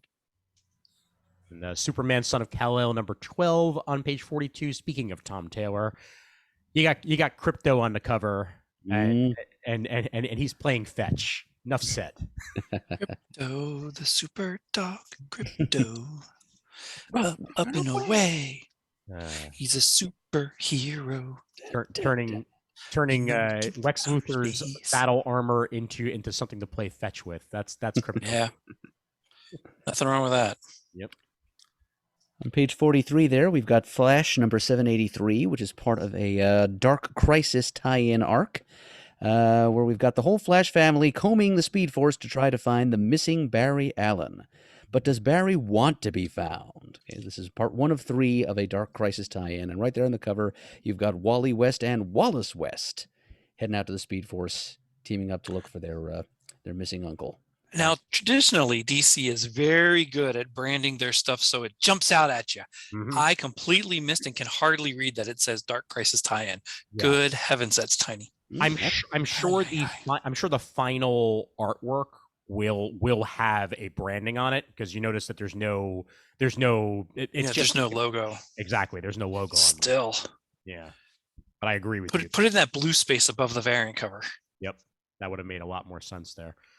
I'll also point out that Mr. Jeremy Adams was very excited to be nominated, and said so on our Facebook page. So, yep. Jeremy, if you're listening, you're awesome. Yes, you certainly are. Indeed. Yep, you and your Flash run deserve the multiple nominations that you and it received. Definitely. Page 44, Swamp Thing Green Lantern? What? Well, they're both green.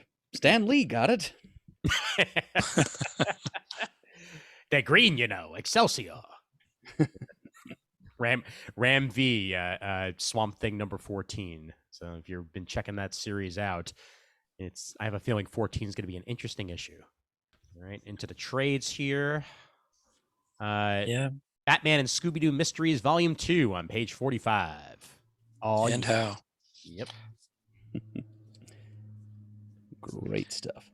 Yes, indeed. For any of you who have never checked out Brightest Day, the 2022 edition of the Omnibus is available for you on page 46. I enjoyed a lot of Brightest Day. Not everything, but a good chunk of it. Yeah, overall, it's a good read. It's some terrific artwork. I'll say. Oh that. yeah, and I loved like the Birds of Prey tie-in. Mm-hmm. Oh, definitely. Gosh, there was something else that was the Justice League tie-in too. Yes, that was for me it was a lot of fun. Yep. Yeah. That same page, New Teen Titans Volume 14. I'm actually I'll get it because I've gotten all the other trades of this, but I'm surprised that it's gotten this far, and I'm glad that it has. I didn't think it would make it this far. Yeah, and that's awesome. Collects 41 through 49 of New Teen Titans, New Teen Titans Annual 14, a couple of Secret Origins in there, and Tales of the Teen Titans, number 91 on page 46. That Suicide Squad, Volume 2 of that Suicide Squad arc that was mentioned a couple of times here on the show, with the Battle of Earth 3. Volume 2 of said series is available on page 47, and right beneath it, the collection of Supergirl Woman of Tomorrow, Tom King's Supergirl mini.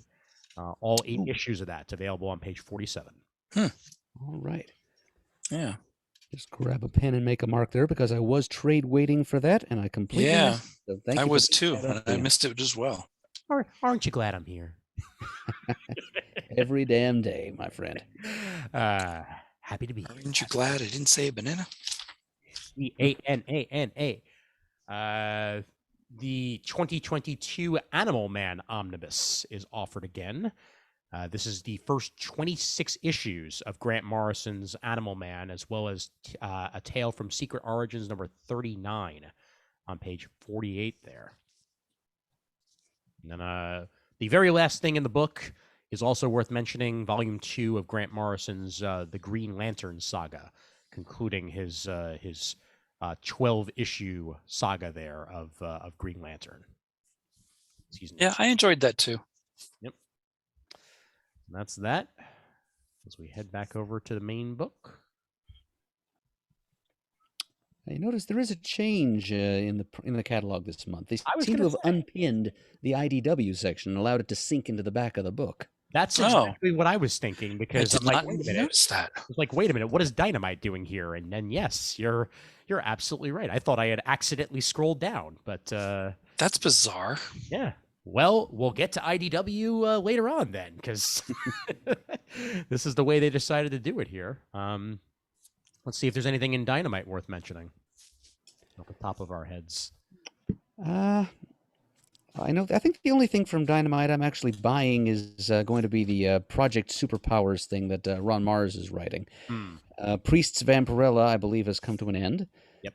I would point out the Vampirella Strikes series on page 145, written by 90s Vampirella scribe Tom Snegowski and artist Jonathan Lau, who's a CGS listener. Yep. Yep. And Boys Omnibus Volume 3, for any of you who are trying to collect the Boys in one large collection. This does 49 through 72. I'm pretty sure it was around issue 50 that I stopped reading the Boys. So this is I may eventually go back to it, but it got to be so dark, so dark. Wow. Garth Ennis, man, like you got to be in the right mood to finish up a Garth Ennis tale. How about this? The Legion of Forgettable Supervillains. J.E. Brighton comic up. Looks like it could be super fun there on page 149. Yep, recommended for ages 8 through 12. Mm-hmm. What happens after Dynamite now? I'm so confused. I don't know where I am anymore. This is We're coming up on Boom next. It's a little jarring. Okay. All right. Well, then, yeah, I guess we'll do Boom and then we'll do Marvel and then go back to the catalog after that. Makes sense to me. Yep. 174, Buffy 97, number 1. Max Bemis and Mariana Ignacy on this one, as that Buffy show, The Fresh Prince of Bel-Air meets Dawson's Creek style teen drama sitcom, is a perfect fit for the Buffster. It's all going well until the cast gets a taste of the supernatural when the audience totally vamps out. Okay. Yeah. What a way to celebrate Buffy's anniversary, turning 25 by making the filming of Buffy be the vampire situation. So go figure. That looks like it could be a good time. 174 for that one. Unfortunately, it is $8 for 48 pages, so that's a little less exciting.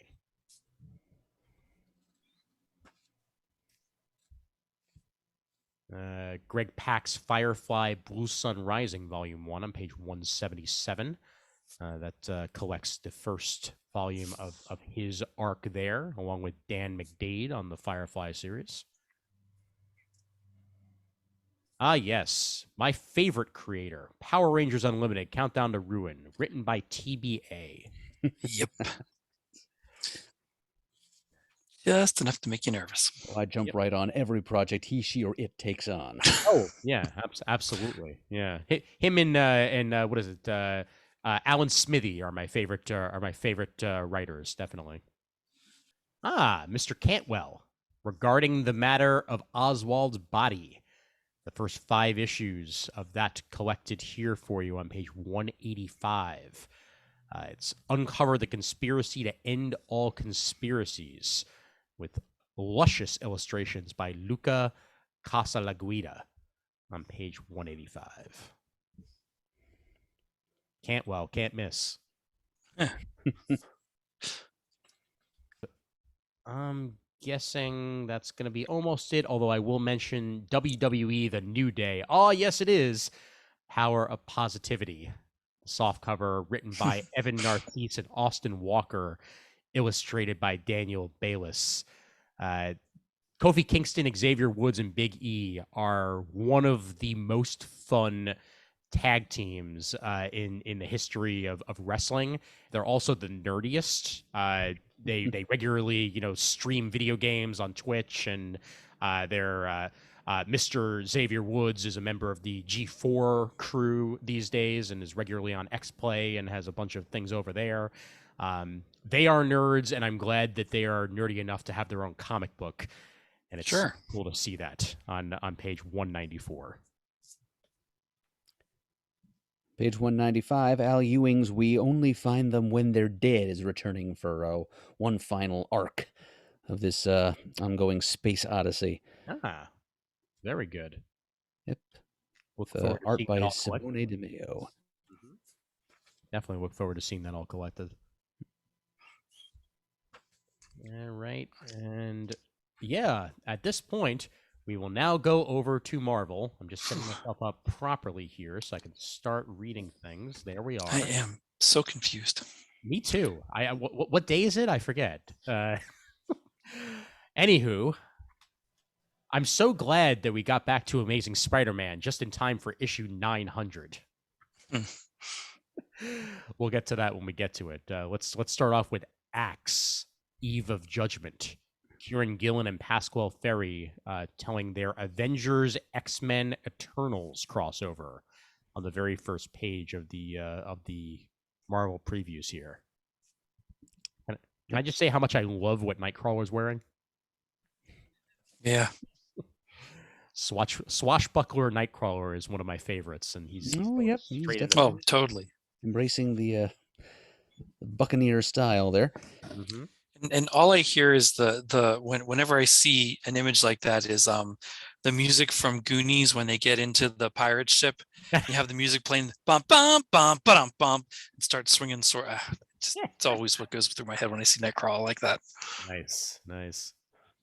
Now, have they been setting this up at all, Murd, in the Eternal series, or is this just no? I think this is the setup. Actually, this one shot here, Eve of Judgment.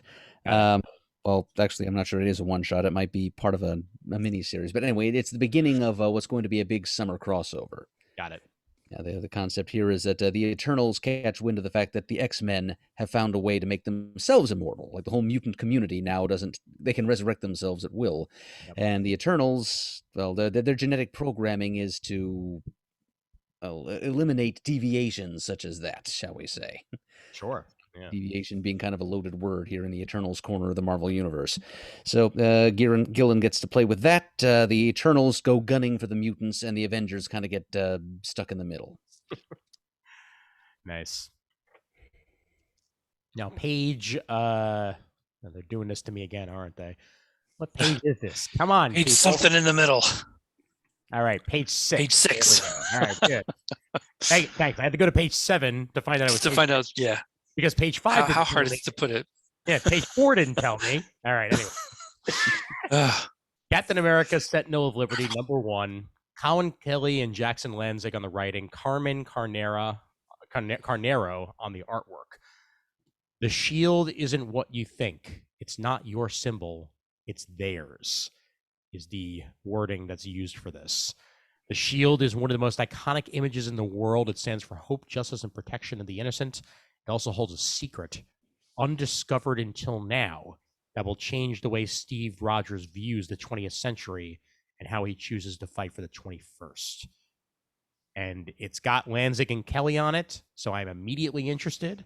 And the artwork is by an artist who's worked on Miles Morales, Spider-Man, and Captain Marvel, and a bunch of others. Let's see where this baby goes. Captain America: Sentinel of Liberty #1. Yep. I'm gonna at least check out the first issue. Yeah. Find out what the secret of the shield turns out to be. Don't forget it's on page 6, but look for page 7 to find 6. Thank you. Yes. Very, very, very good point. It looks spectacular, though. It really does. Yeah. Super pretty. And then Daredevil #1 starts off here. Did somebody say Zdarsky? Because he hasn't left Daredevil. He's just restarted it. Restarts. Yep, another superfluous issue #1. They're Marvel's lousy with them these days. Yep. Grumble. I mean, at least this is the start of a new arc, but at the same time, if it's the start of a new arc, it should be issue like 75 or whatever. Or whatever 100 and some it really, really, really should be. Yes, definitely. But Marco Cicchetto on the artwork along with him. Great variant cover by John Romita Jr. there, going back to drawing Daredevil for the first time in a while. Yeah. Got a variant by Ryan Stegman as well. Yeah. And we return to In the Wake of Wilson Fisk's violent and visceral last act. So that's intriguing enough for me to find out how the hell that happened. It's a new era for New York and the Man Without Fear. And Zdarsky is here to tell you about it. Excellent. Page 10 for that. And what a very, very pretty cover to follow on page 11. Ooh, boy. Then put on your best suit, ladies and gentlemen. It's time for the Hellfire Gala. Brand new X-Men team to come out of this, as has been the case now for the second time. Now they're running this Hellfire Gala, and afterwards we'll get ourselves a new X-Men team. But page 12, Jerry Duggan on the writing, and Chris Anka is one of the artists on it, along with Russell Dowderman. That's all it's going to take me to read this, definitely. Is that Firestar in the cover there? Yes, it is. Yep. Nice. On others, we got Firestar, Siren, Armor, Micromax from Excalibur there in the background. That's really intriguing. Yep. Yeah, they've been doing votes to find out who is going to be members of the X-Men team. And I think some of these may be ones that are up for voting, but at the same time, others have just been a lot more prominent lately because they can choose as many mutants as they want these days. Sure. Turin Grombeck and Michael Dowling. That accent on the O there was throwing me off for a minute. Jane Foster and the Mighty Thor, #1 of 5. Gee, I wonder why this is happening. It's like the movie. The toys are starting to show up. I saw online. Yep, they are, and I've started seeing the designs. And this is a 5-issue mini involving the two of them, covered by Stegman, Michael Dowling on the artwork. Ain't no slouch there, but 5-issue mini of the two of them on page 14.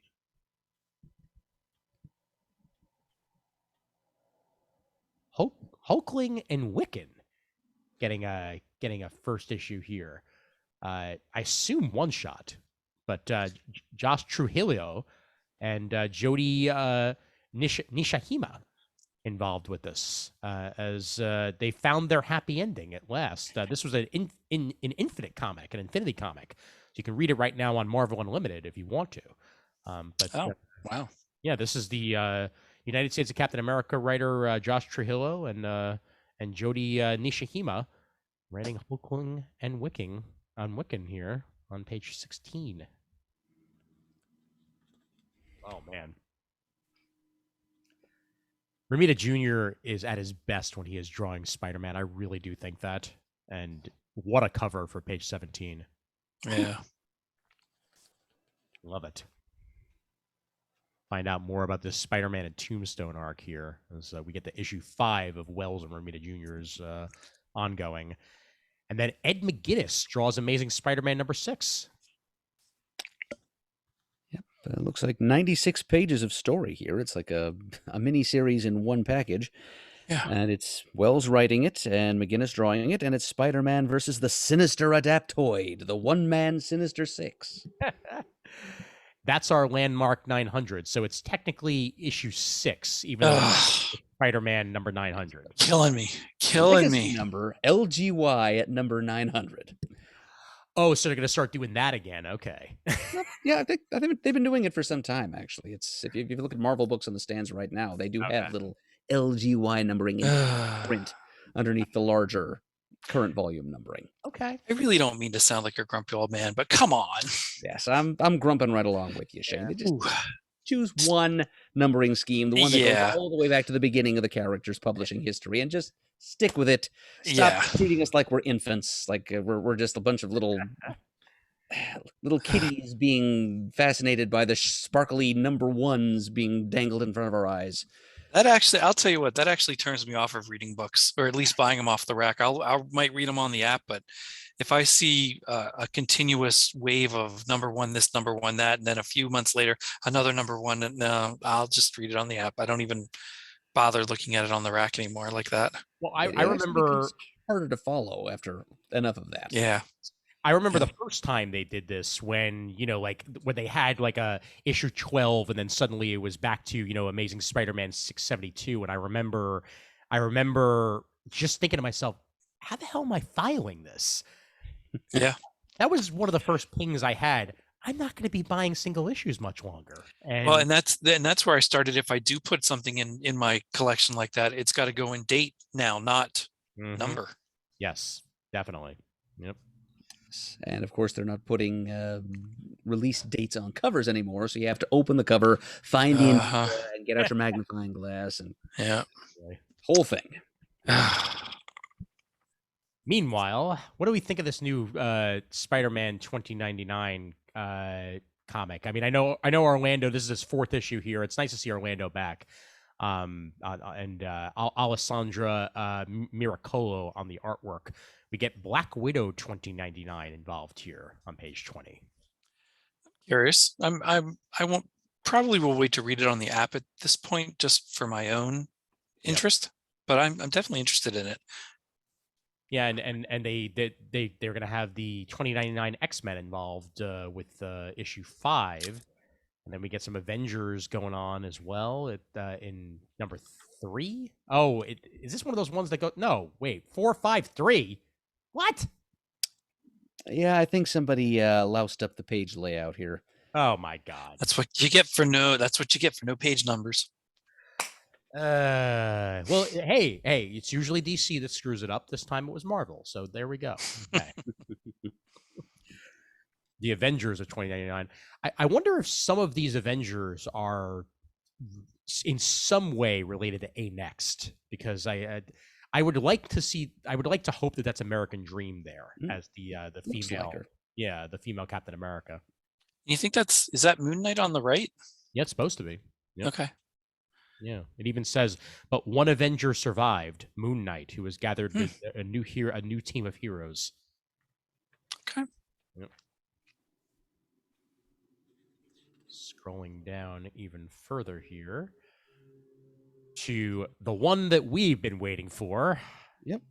Page 24. On pages 24 and 25. It's a thing that Ian and I will definitely both buy. Oh, yeah, definitely. Genis-Vell, Captain Marvel, number 1 of 5. Written by Peter David. Wow. Yeah! With Juan Ramirez on the artwork. It's a 5-issue mini as Peter David comes home with Genis-Vell.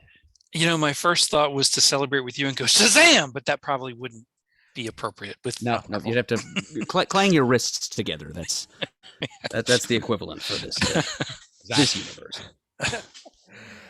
I love it too that both now back in the land of the living, Genis-Vell and Rick Jones are about to come crashing back into each other, because of course they are.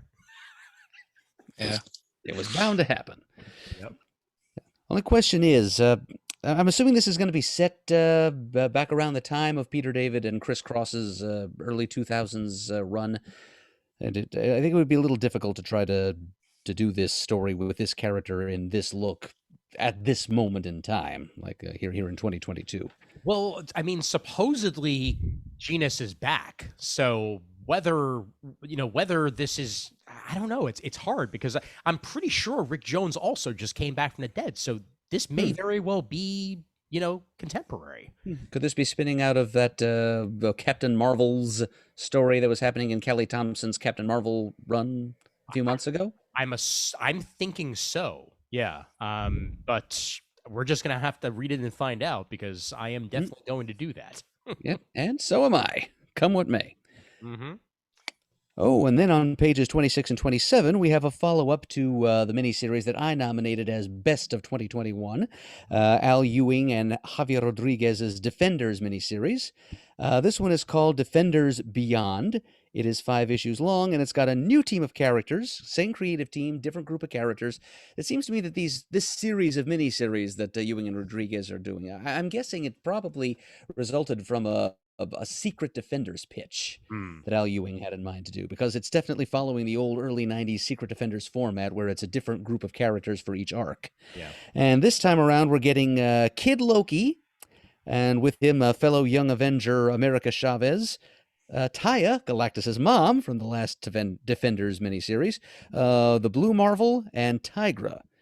And what exactly they're going to be doing in this miniseries, the solicit is giving us no hint, but there's apparently a great surprise cameo showing up on the final page. So, whatever. I loved the last outing that this creative team had with this non-team of characters, and I'm sure as heck not going to miss their second attempt. Very true. Yep. I'll be loading up at least a couple of issues of this on my iPad for my flight on Friday. So if I'm awake for it, because mind you, it's a 6 a.m. flight, I will be reading that on the plane to catch myself up on some Defenders action. I'm going to download it to my iPad for my flight. Yes. Yes. Yeah. Please, my flight in the back of the plane with no it's an American flight. I'm not in first class here. Let's chill at least a little bit, okay? And I have a layover, all right. Layover. Ooh. You're exhausting me just describing it, Ian. Yeah. Okay, just go behind the curtain here for a minute. It was actually cheaper for us to fly into Mobile, spend the day in Mobile, and then have our friends drive us down to Pensacola than it was to just go to Pensacola.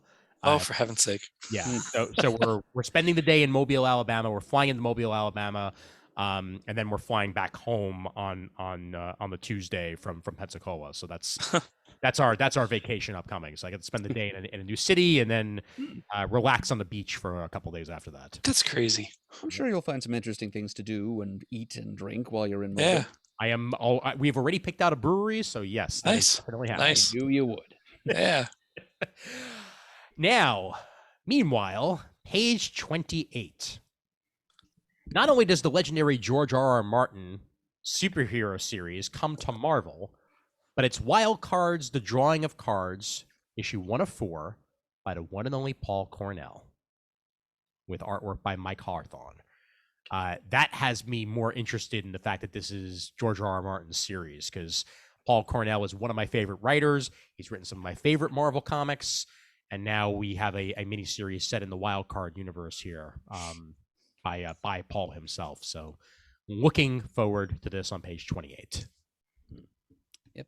This is something I would be interested to check out, but as has been established solidly over the years here, I cannot handle body horror. And weird mutations is apparently part of the core concept of Wild Cards, so I think I'm going to have to let this one go. Yes, I fully understand. Oh my God! This Miles Morales and Moon Girl miniseries looks so cute. Good stuff. Good stuff.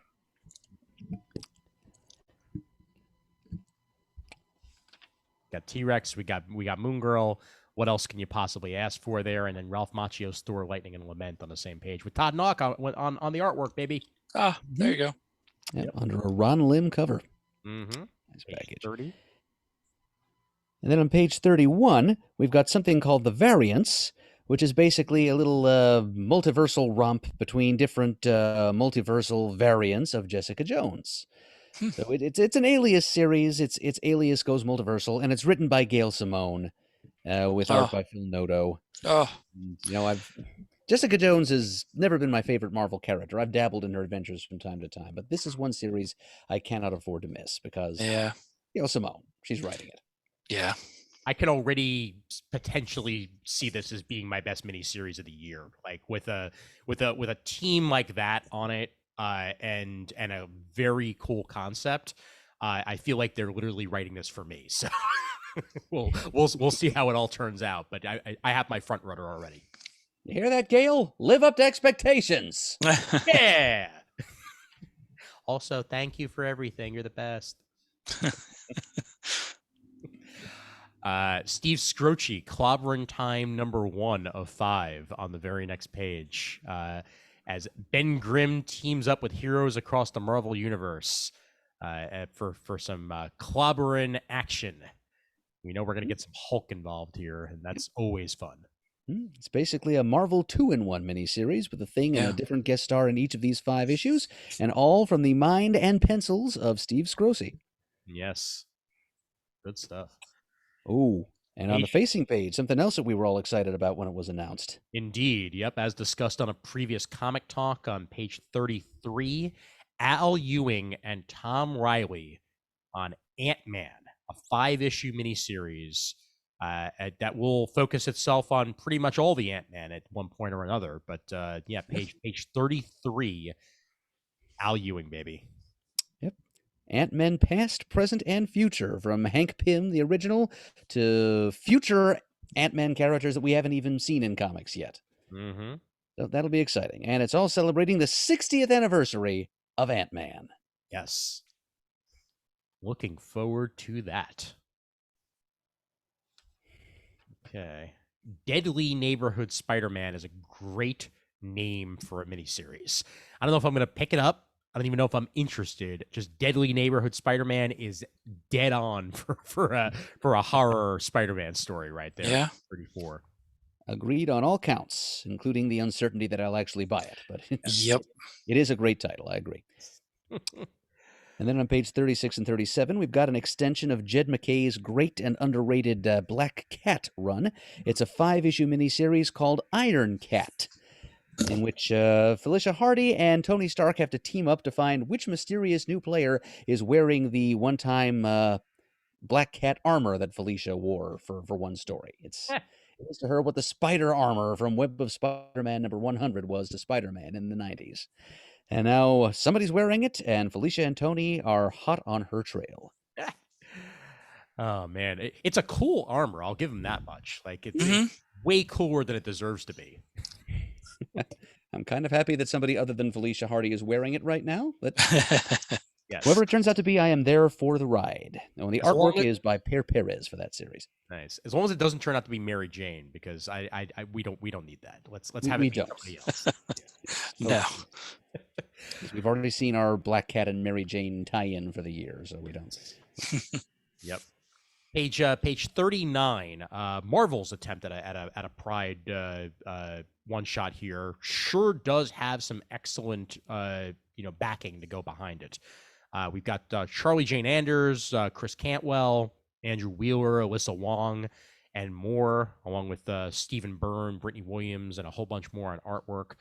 As we get some Hercules action here, Nebula, Alyssa Wong reunites the Young Avengers in a story guaranteed to please fans new and old, and a whole bunch more thrown into this anthology issue. And page 39. Chris Cantwell's contribution is a Moondragon story. That is a character he would write the hell out of. Ooh, man. Okay. Yeah, that's going to be read.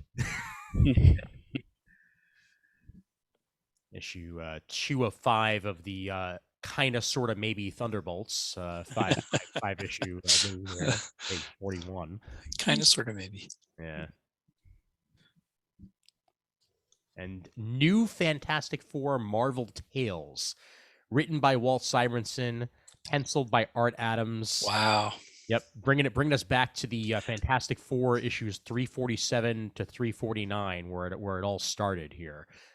Fantastic Four Marvel Tales will give you more on the return of these fantastic gentlemen. Wow. Yep. Written by Peter David, by the way, page 43, issue 2 of 5 of that miniseries for you.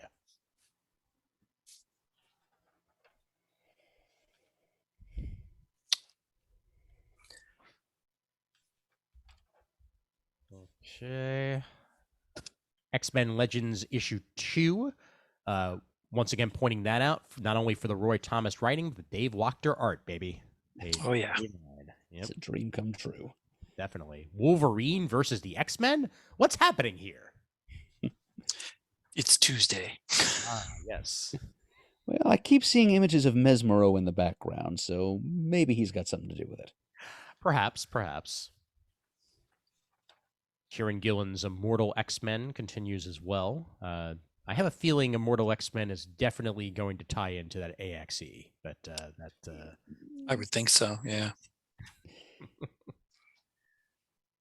It's a safe bet. Yeah, just a hint. Mm-hmm. Just a smidgen, just this much. And the grand climax. First off, that's what she said, and second off, this is the conclusion of this particular story arc that Jerry Duggan has been writing here for the last 12 issues of his X-Men run. On page 55 with Pepe Larraz. I don't know if somebody else is going to be taking over the writing chores after this, or whether it's going to be Jerry Duggan, or whether they're just going to start it over again with X-Men #1. But either way, this will conclude this particular story arc on page 55 of the X-Men run that got taken over from Hickman. It does seem to be what they're working towards. It's like each volume is going to be 1 year's worth of comics, 12 issues, and new #1 or nothing. Yeah. Yep. I guess I can understand that to a certain extent. It just seems so draining. I agree. Yes, as do I. Hey, I'm just glad that in another week or two, I'm going to be able to open up the Marvel Unlimited app and read the first issue of X-Men '92, House of XCI. Well, true. Oh man, it's a great idea.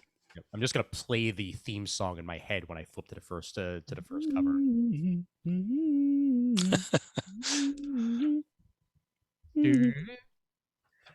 Page 59. What if Miles Morales was Thor? Okay, sure. Why not? Okay. Why not indeed? Oh boy. And oh man, talk about this Spider-Punk. Yes, this Spider-Punk cover is golden on page 62. Not only do we get Spider-Punk, but we get Daredevil Punk. It does look cool. Yep. I'm not sure that I would read it, but it does look cool. It's Spider-Punk has been one of my favorite Spider-Verse characters that got introduced along the way. And I like that it's hobby, so that makes it even cooler, you know. Yeah. And Avengers Forever issue 7 here. This is an ongoing, right? Or is it just a 12? I think it's I haven't really heard confirmation, but they don't seem to be putting a cap on the number of issues. It doesn't show it. Okay. All right. So it might just keep going forever. We don't know. Like its title. I see what you did there. Yeah. But page 55, 65, Avengers Forever #7, Jason Aaron Cooter. And facsimile edition of a comic that we covered here on the show. On page 66, we have the one of the Tales of Suspense issues that cannot be missed, number 57, by Stan and Larry Lieber, and penciled by Don Heck and Larry Lieber. Pick it up, read it, and then listen along to our introducing episode about the Amazing Archers, in which we talk about Tales of Suspense number 57. Yes, indeed. And you can also listen to our Black Widow Spotlight, where we were all in studio, and as we touch on that one as well. Indeed. Mm-hmm. Meet History's Mightiest Avengers on page 67. Man, I know it's 67 issues long, but eventually I'm just going to sit my butt down and be like, all right, issue 1. let's just roll. I need to read all of this Jason Aaron stuff. I'm so woefully behind on Avengers. It's sad at this point. Tells you how much Marvel thinks of Aaron that they haven't, canceled and renumbered his series 4 times by now. Yeah. Yes. Kept it going right on up to number 57 and counting. Mm-hmm. Probably because he wouldn't let them. I'm just guessing. Well, kudos to him if so. Yes, indeed. Jed McKay's Moon Knight run is another one I'm going to have to catch up on after your praise, Murd. I absolutely do recommend it. I mean, the wording of the solicitation makes it sound like number 12 might be the end of it, but yeah, we can but hope. Maybe I'll have to pick that up. Look that up on the app and read it. I really hadn't thought to do that. Really. Yeah. Well, it's Murd tested, mother approved. So. Yeah, that's one thing that would sway me. That's for sure. Speaking of Moon Knight, there's a certain member of the CGS cast that we might have on soon who has thoughts and opinions on Moon Knight. We'll just tease that out in the ether, Philip. Yeah, that'll be me going, yep, I like the show or not like the show, and then just listening. Yes. Sit back and enjoy the ride. This mystery geek will have opinions for days, I have no doubt. Yeah. His name rhymes with Mevin Coyer, but I'm just pointing that out there. Oh, and Matt. Anyway, Iron Man Hellcat Annual on page 76. Cantwell and Ruari Coleman bring this annual issue of the Iron Man story that Cantwell has been weaving. An extended format here, 40 pages for $5 on page 7. Yeah. That's not bad these days. Not bad at all.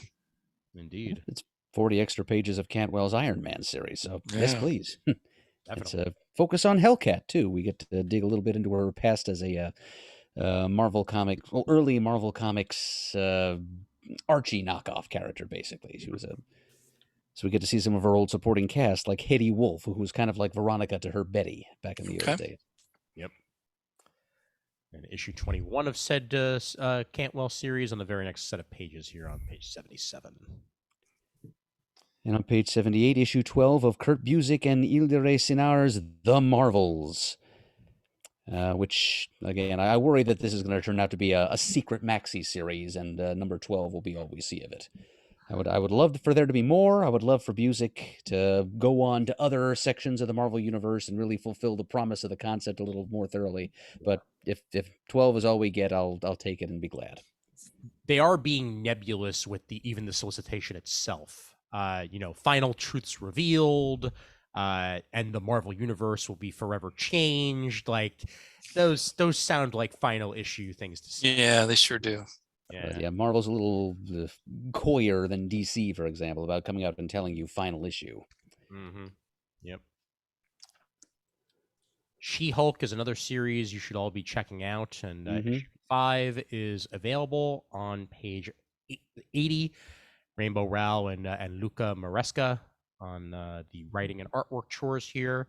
And if you like Dan Slott's run, you will like this. Yes, I did like Dan Slott's run. And you will like this. Yep. Okay. Do you like Jack of Hearts? I do like Jack of Hearts. He was a lot of fun in Avengers. You will like this. Okay. All right. And Alien. What? Yes. Philip Kennedy Johnson on writing and Salvador LaRocca on the artwork. Ooh. That's going to be pretty. Alien Annual number 1. Page 81 there. Look at this awesome variant cover for Star Wars The Mandalorian number 1. I don't have to like the awesome cover. I have a figure like that. Would excuse me, Mr. Man. It's Rodney Barnes on the writing and Georges Jonti on the artwork. So bound to be very, very pretty to look at. As The Mandalorian arrives in comic book form. Amazed it took them this long to make that happen. Agreed entirely. And issue 2 of Chris Cantwell's Obi-Wan miniseries out this month on page 85.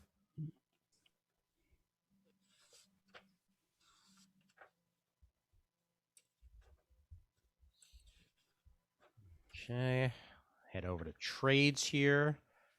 We Oh, there you go. Yes, page 93. Speaking of Mr. Peter David and Spider-Man 2099, we get an omnibus of the first large amount of issues on issues 1 through 46, including the annual, plus some Ravage, X-Men, Doom, Punisher, and Spider-Man 29 meets Spider-Man and Spider-Man 2099 special action, all for you here in one omnibus hardcover package. And I loved Spider-Man 2099, but if you never read the beginning of Doom 2099, that 12 issues, oh, that was fantastic. Oh yeah, no, that was great. Yeah.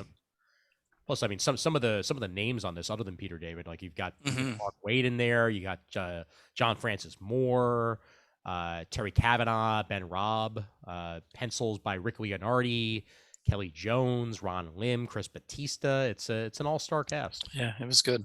Yep.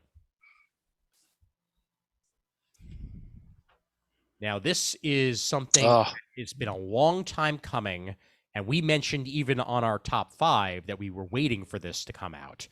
On page 96, Avengers by Busiek and Perez, Omnibus Volume 1 hardcover. Love the Perez anniversary cover. Yes. Completely agree with that. Yeah, that is gorgeous. Perfect use of blank space as well. Yep. And this collects the first 23 issues, including issue 0 of Busiek and Perez's Avengers run, as well as the #1 rough cut that got put out, and some annuals thrown in there, a little bit of Iron Man, some Captain America, Quicksilver, and Avengers Forever 1 through 12. What? Ooh, yeah, man. All in there? Holy cow. In there, yes. And I will point out, before discount, it's only $125. Yeah, wow. 1,184 pages of really good comics. Yeah. There's just no way to read something like that. I'm honestly super tempted to buy it, and I know that it's huge, and I know I will very rarely be able to flip through it because of how but I'm so tempted to buy it anyway. Wow. Yeah, that's great. I didn't know all that was in there. I saw an advertisement for it flipping through a website somewhere. I didn't know everything like that was in there. Wow. Yeah, well, Raph posted it to the super group. That's how I first found out about it. And that had to be where I saw it then. Yeah, I had no idea that Avengers Forever 1 through 12 was Jeez. Treasure. That's just for the heck of it. Yep, exactly. Wow. Scrolling down to page 98, I know Chris had some very good things to say about the War of the Bounty Hunters, and here is the hardcover collection of that, written by Charles Soule with art by Steve McNiven, Luke Ross, and others, as this collects that entire run there for you. Page 99. X-Men the Animated Series, The Adaptations, omnibus hardcover.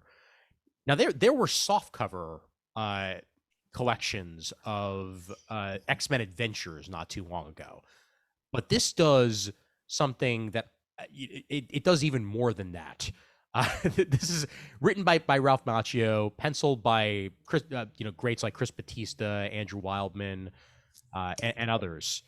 We've got the Days of Future Past and Dark Phoenix Saga versions of the X-Men animated series thrown in here, with X-Men Adventures 1 through 15, X-Men Adventures 1 through 13, the 1994 edition, and X-Men Adventures 1 through 13 from 1995. The one thing I wish that they had included in here that is not, I wish they'd put the Pizza Hut comics in. Oh, yeah. I don't know. There may be some trademark entanglements there. I don't. It's possible, yeah. But yes, I do agree. I've got 1 or 2 of those at home myself. Yes. I'm sure that Chris will be pointing out the Marvel Masterworks Tomb of Dracula here on page 101. Some of Wolfman and Ween's finest, along with Jerry Conway and Steve Gerber. penciled by the one and only Gene Colan, with Mike Plug, Ross Andrew, and Vicente Alcazar. It's some very, very classic stuff here on page 101.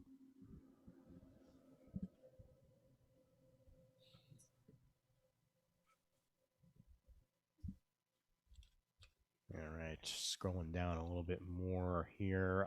The Silver Surfer Rebirth collection is on page 108. Ron Mars and Ron Lim, as mentioned multiple times here on the show. Return to old here for Ron Mars, and in all the right ways. First 5 issues, the 5-issue miniseries collected as one here. Yep. If you like this creative team's Silver Surfer run back in the 90s, this will be like a homecoming for you. Mm-hmm. Including Legacy. He's Genis-Vell. He is, he was, he will be.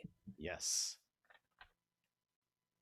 And the volume 2 of Jed McKay's Moon Knight run available in August, penciled by Federico Sabatini and Alessandro Capuccio. So if you want to check out the continuing adventures of that one, that's on page 110. Elektra Black, White, and Blood Treasury Edition on page 116. This came out not too long ago. This is Charles Soule, Leonardo Romero, Declan Shelvey, Al Ewing, Peter David, and tons more. This collects the first 4 issues. This full Treasury Edition size. That's the most gorgeous artwork you can possibly find in comic books. Elektra, Black, White, and Blood. I like the idea of the Treasury size too. Mm-hmm. Yep. You get Mark Bagley art in Treasury too. That's something.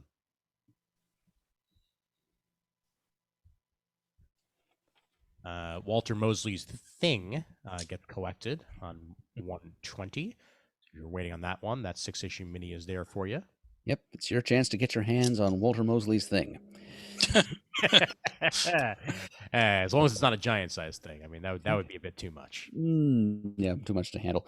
Exactly. But right below that on page 120, I do have to shout this out. It's a trade paperback collection of the Marvel Snapshots one-shots, which were released. They were one of the best things to happen in 2020. Mm-hmm. Yeah, not that there's that much competition for good things to happen in 2020, but just look at the creative teams here. These are written by people like Kurt Busiek, Alan Brennert, Evan Dorkin and Sarah Dyer, Mark Russell, Saladin Ahmed, Howard Chaykin, Mark Wade, just a whole bunch of luminaries there. And the pencilers, Jerry Ordway, Ramon Perez, Howard Chaykin, etc. I mean, they're one-shots featuring known Marvel classic characters like Submariner, Fantastic Four, Captain America, and the list goes on, including kind of a dark horse entry, a Civil War story starring Maria Hill of S.H.I.E.L.D. So these are really interesting, self-contained little stories that aim to capture the legendary essence of the characters that they featured, and they were, every one of them was a winner. And here's a package that collects all of them under 2 covers for a mere $24.99. And the Cyclops one, if I remember correctly, was my nominee for best one shot of 2020. That was by Jay Edidin of the Jay and Miles Explain the X-Men podcast. And did a terrific job of getting to the heart and soul of Cyclops in that issue. Yes. A much maligned and misunderstood X-Men character. Mm-hmm. Definitely.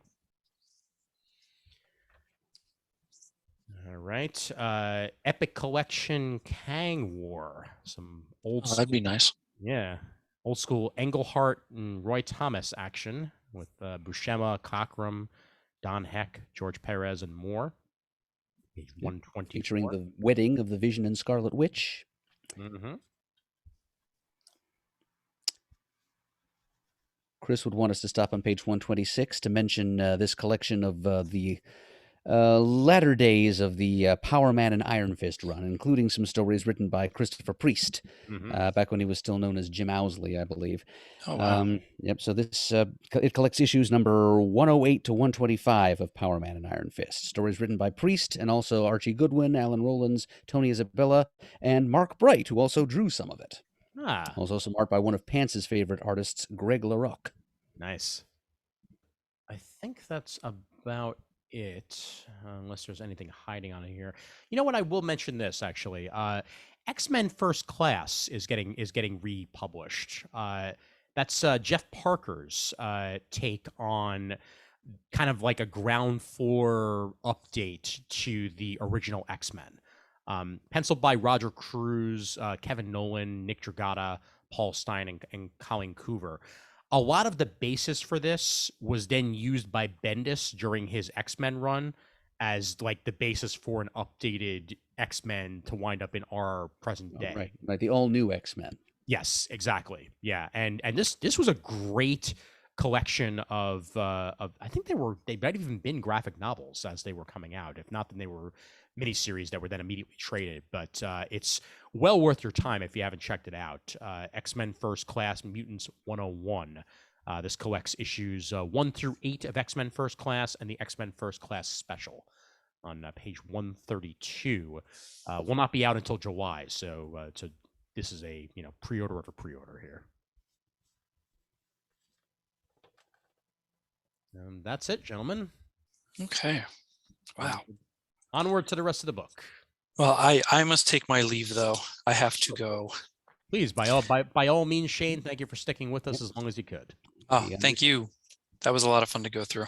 All right. Take care. Have a good night, guys. Yep. Have a good night, Good night, sir. Shane. Good night. All right. And then the dynamic duo picks it up from there. All right. Starting off with a blaze this time around. Atomic batteries to power, turbines to speed. And I'll form the head. Okay. 204. Heavenly Demon Reborn. Getting to the manga a little bit early this time around. As this is although this is Mawa.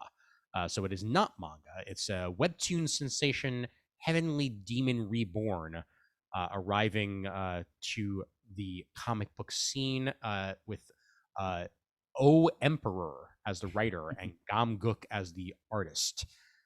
In an ancient world where martial artists reign supreme, Unseong can only watch as his master is brutally beaten to death after a false accusation of practicing forbidden demonic arts. Even after a valiant fight, he fails to kill those responsible and faces his own end. Fate has other plans. Very interesting here. Page 204 and the following pages that they included as well are very well rendered. So it's manga month apparently in previews, and they certainly are featuring it off the bat here, and the rest of the book in a blaze on page 204. And then chess, Blitz, more manga on page 206. This is so strange to me. The previews itself has just changed. The world has changed. As seen in the pages of Shonen Jump, this is a new shonen manga exploring the elite world of chess. I guarantee you this will be an anime at some point because it just sounds like it's made for it. I don't know if you ever read or saw Hikaru no Go, but this is very much has the bones of that included in it, as Tom tries to get himself into chess club, but he doesn't know how to play chess at all. Doesn't know the rules. But soon he discovers the existence of Garry Kasparov, the greatest player in the history of chess. He stumbles upon a virtual reality machine that promises to help him analyze the most legendary matches of the master. But in an unexpected twist of events, Tom soon is granted access to the highest echelons of the chess world. Indeed. Featuring substantive guest appearances by real-life Grandmaster Garry Kasparov. Yeah, super cool. Page 206 and the preview page on 207 as well. Blitz there for you. Let's head to 212 and Dirty Pictures. Brian Doherty's Dirty Pictures. In Dirty Pictures, how an underground network of nerds, feminists, misfits, geniuses, bikers, potheads, printers, intellectuals, and art school rebels revolutionized art and invented comics.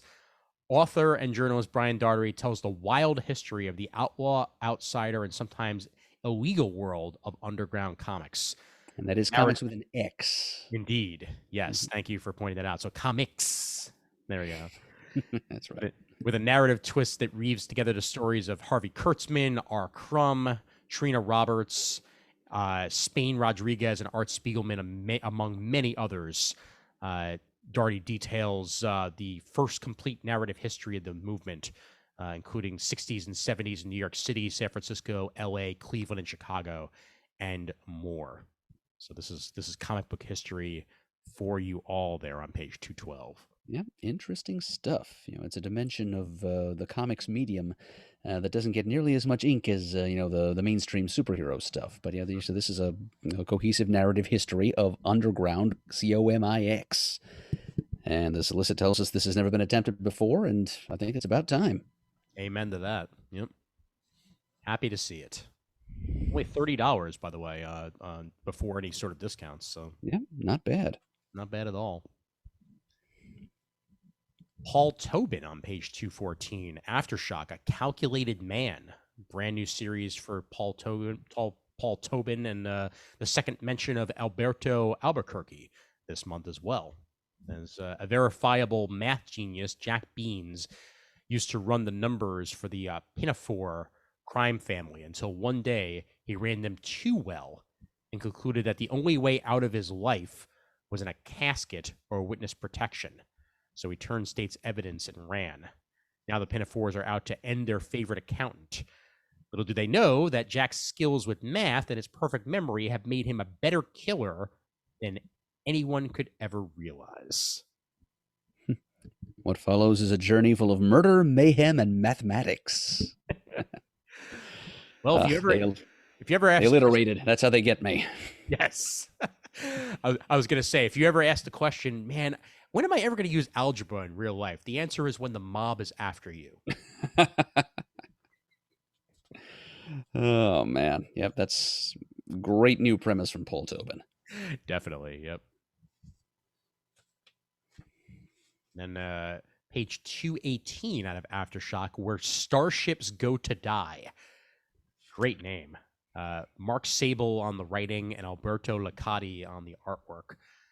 This is about Point Nemo, which is the farthest oceanic point on Earth from any landmass. A spacecraft graveyard where rockets and satellites can be safely ditched on the ocean floor. In a near future ravaged by climate change, an African astronaut teams with an Indian shipping magnate to mount a dangerous salvage mission to recover the wreck of humanity's first interstellar starship. But what they find is beyond their worst nightmares. Mm. Yep. So sci-fi horror for you there on page 218. The first trade of Lonely Receiver is backed by popular demand. So if you didn't check that out the first time around, Zach Thompson on the writing and Rye Hickman on the artwork as well. First 5 issues of that on page 224. And then immediately afterwards, Jimmy Bastard's The Complete Series hardcover. Garth Ennis and Russ Braun. What a team right there. On page 225, you get the whole darn thing for $40. Yep. It's about a clear James Bond analog and the repercussions of his lifetime of philandering and, sleeping with every friendly or enemy female agent he come across. Yep. He has left a trail of illegitimate children in his wake, and now they're all gunning for him. That's what happens when you make about, 15 to 20 movies and don't use protection.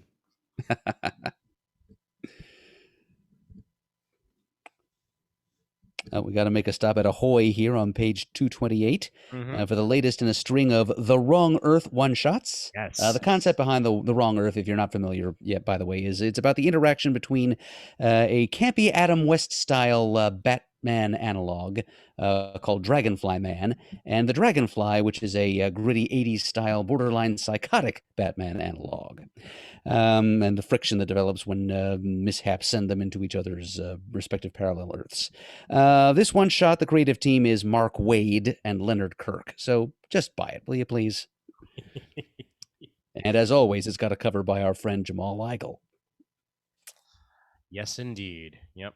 And hey, Mark Waid involved with Wrong Earth. Like, man, they've gotten some darn good talent to work on these one shots. Gail Simone and now Mark Waid. Happy to see. Yeah. And the whole thing kind of came from the mind of Tom Peyer, who was the writer of the first couple of miniseries. And then Tom Peyer and Waid have worked together in the past. So, Waid is going to get this, and he's going to knock it out of the park. Absolutely. Yep. I did want to point out on page 232, Beyond the Farthest Star Chronicles, #2. This is the second of two one-shots reprinting a backup series adapted from a lesser-known Edgar Rice Burroughs story. It was a backup story in the Tarzan series that DC published back in the 70s. And the creators of this backup story were, it was based on the work of Burroughs, of course, but Marv Wolfman, Denny O'Neil, and Bob Kanigher. And the art was by Dan Green, Howard Chaykin, Rudy Flores, and Murphy Anderson.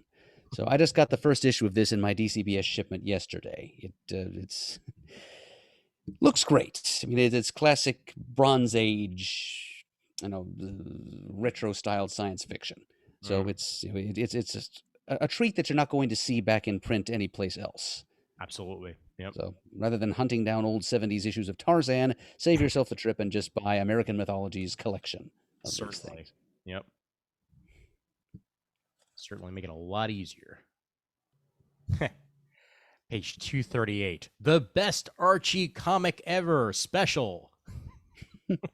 Well, I'm sold. I mean, sure. I mean, if that didn't sell you, how about the fact that the script is by Fred Van Lente, Aubrey Sitterson, and Ruben Nahara, with art by Tim Seeley, Jed Doherty, and Georgia Esposito. Like that's an all-star team right there. Absolutely. And it's 3 stories in 3 different genres, none of them typical Archie fare.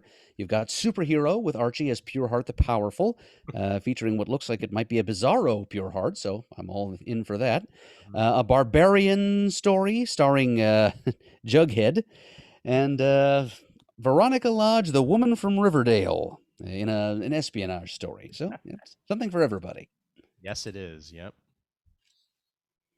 And the artwork on the following pages, I immediately, they pay homage to the Spider-Man pointing at Spider-Man on page 239. So that just makes me even more interested.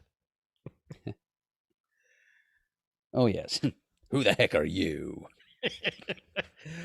Good stuff.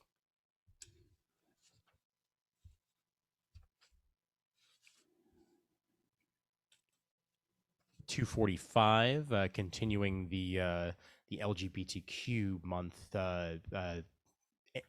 way of going about things. Young Men in Love, graphic novel written and drawn by Various, with a cover by Kevin Wada.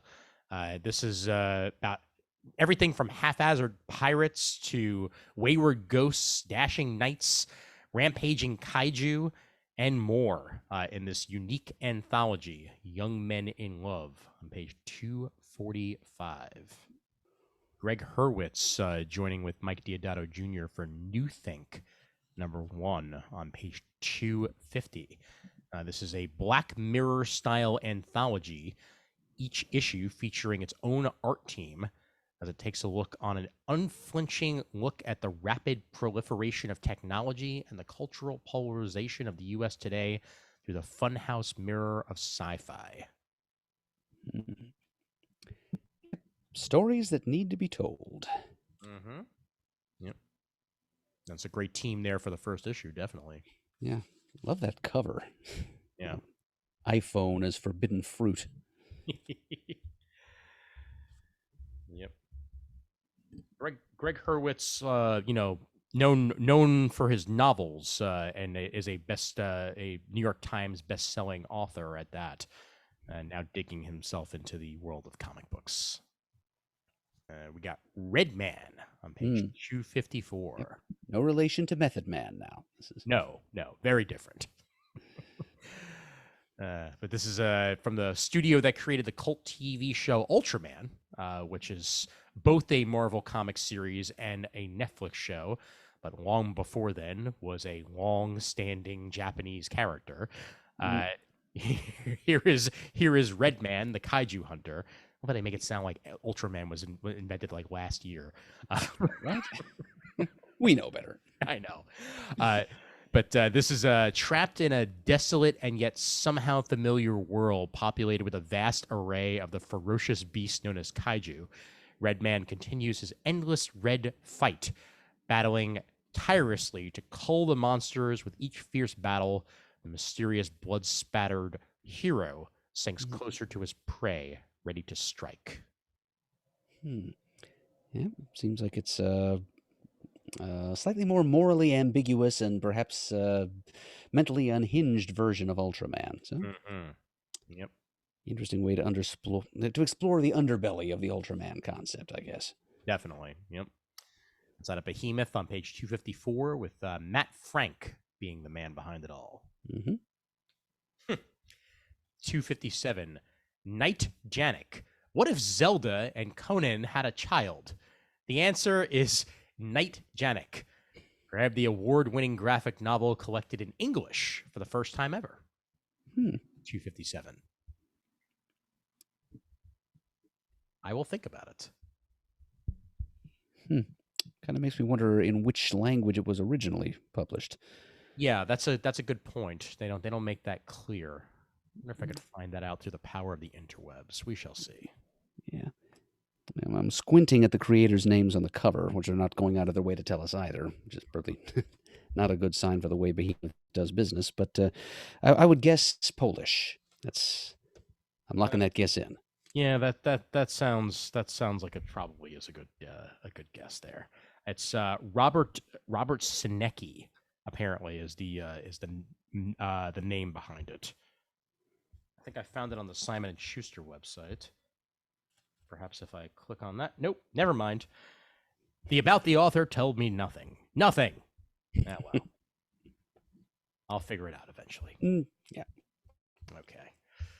Moving forward. How about on page 270? Let's go back to Mr. Van Lente, along with Kyle Higgins and Steve Ellis. That's a team to say the least. The Silencers, a definitive edition hardcover. Yeah, I'm not sure Higgins actually wrote any of the content. It says here the introduction is by him. Got it. Okay. Yeah, Okay. But yeah, I do remember this series, though. I think it came out from Dark Horse the first time. And it's kind of a hard-boiled, costumed supervillain story. Yep. Yep. And this collects it all in one package there for you. Page 270. Silencers. Out of CEX Publishing. Yeah, interesting offering here from Clover Press on page 272. Apparently, it's in its second volume. Who knew? It's called Project MK Ultra: Sex, Drugs, and the CIA. Written by Brandon Beckner and Scott Sampilla, with art by Stuart Moore. And it is about the CIA's 1950s and subsequent experimentation with mind-altering drugs. Trying to produce, psychic powers and or mind control abilities. If you've ever seen the movie The Men Who Stare at Goats, that's Project MK Ultra stuff.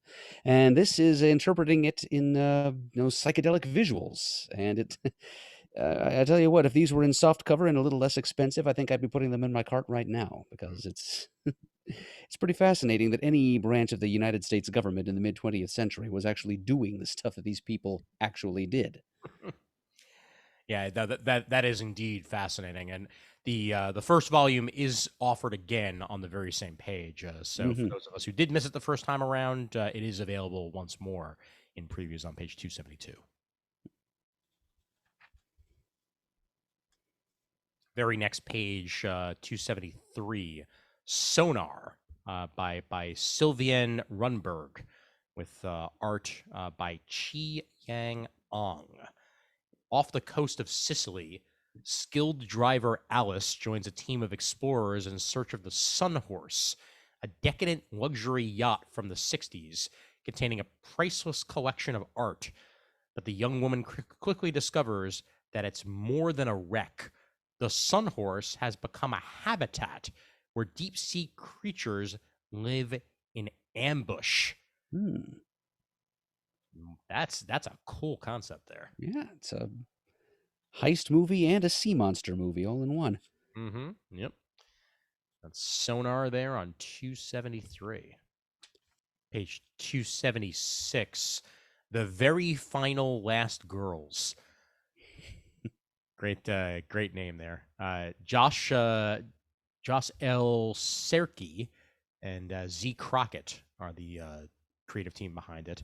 After outlasting a zombie attack, a teenage girl finds herself in a secret government rehabilitation program for survivors of horrific anomalies.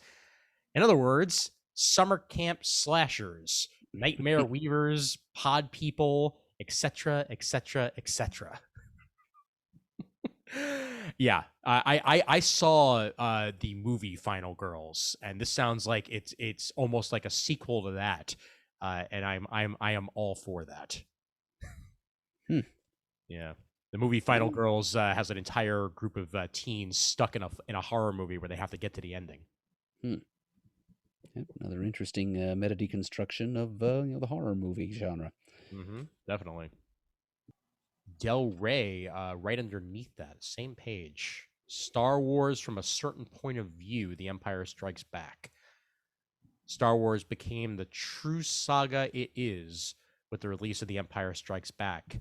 And in honor of the 40th anniversary, 40 storytellers recreate iconic scenes from The Empire Strikes Back through the eyes of supporting characters. That's a very nice tribute there. Prose anthology for you. Page 276. Yep. Let's go to page 288. Noir is the New Black by David Walker. Oh, all right. Yep. Is this? Oh, it is. If I can see it here in the copy, it is David F. Walker, Yes. writer of Shaft and a variety of other comics that Chris Eberly really enjoyed. Yes, indeed. Yep. And this is essentially a noir anthology from the looks of it. Yeah, all gathered together here in one trade. Unique anthology of 100% creator-owned black noir comic stories. Page 288. Damn right. Ooh, Doc Bright has some artwork in here. Nice. Cool. Wow. We never point out Overstreet, but I just want to point out that this is the Diamond 40th Anniversary Limited Edition of the Big Overstreet Comic Book Price Guide, Volume 52. On Yes, page. you're right. You did have to point that out. Yes, indeed. Yep. 40th anniversary right there. Wow. Dylan Sprouse has Volume 2 of Sun Eater. So any of you who may have checked out the first volume, this is a heavy metal series that Dylan Sprouse has been putting out, and now here we are with the second iteration of said series on page 300 out of Heavy Metal. Right underneath it is Stephanie Phillips and Patrick Zerker's Tarna, the Last Tarakian trade paperback there, collecting their whole story. Is this, let's see, this is the full solicitation for it. Okay. 303. Have to bring this up. The Final Secret of Adolf Hitler. Writer Matthew Mariol. Artist is Fabio Piacatini. And this is about the final chase between Allied and Nazi submarines at the dawn of the Cold War. Set back in 1944, as the fate of World War II seems to be sealed. A submarine leaving Germany, taking with it Hitler's secrecy shrouded last hope for winning the war.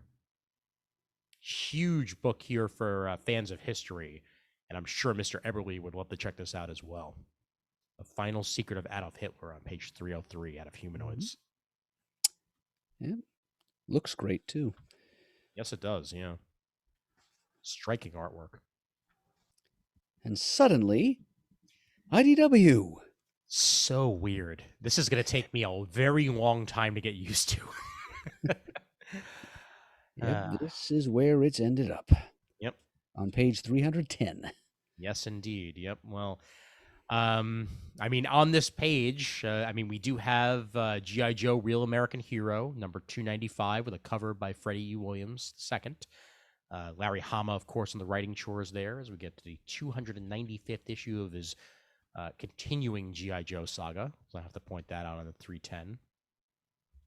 And then another Godzilla Rivals versus Batra one-shot on the very next page, 311. Yep. Those are usually fun. Yep. A Cisco one-shot on page 313, Star Trek The Mirror War Cisco. Danny Lohr and Henry Preseta are the creative team behind it, giving us a one-shot look into the mirror universe version of the captain of Star Trek Deep Space Nine, and the very, very different version of Cisco that we got on the other side of the mirror in that series. And for TMNT lovers out there, we probably ought to mention the thing at the bottom of that same page, 313. Yep. Teenage Mutant Ninja Turtles: The Last Ronin hardcover. Indeed.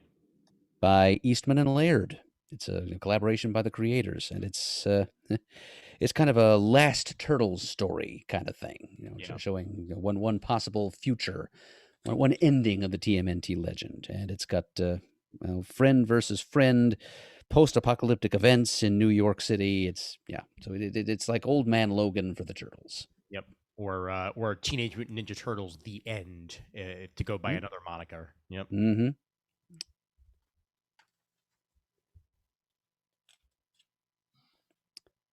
B. Clay Moore's Endless Summer, Volume 1, collected on page 315.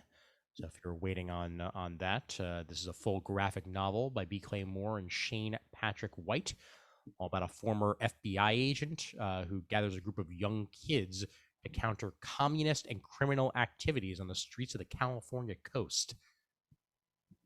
Fascinating concept there on 315. So it is. And right under it, there is a hardcover E.T. the Extraterrestrial, The Ultimate Visual History. It's copy tape. Yeah, this E.T.'s got a 40th anniversary coming up soon. So if you're feeling nostalgic, just put that on your coffee table. Yep. Put it right next to your phone. And your Reese's Pieces. Indeed. And for the ultimate in Turtles fans on 316, ooh, Teenage Mutant Ninja Turtles Pizza Cookbook gift set. This is so tempting, it hurts. Straight out of the sewers and right into your kitchen, the TMNT's favorite pizzas are finally yours to create and enjoy. Man. It comes in what looks like a big cardboard pizza box.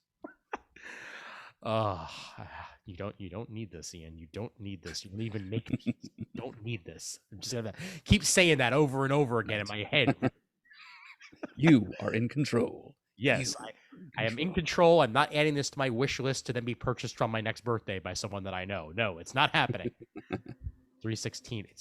I love that it exists, though. I really, really do. Yeah, same here. Yep. Okay. Just like that, we're out of IDW. Yep.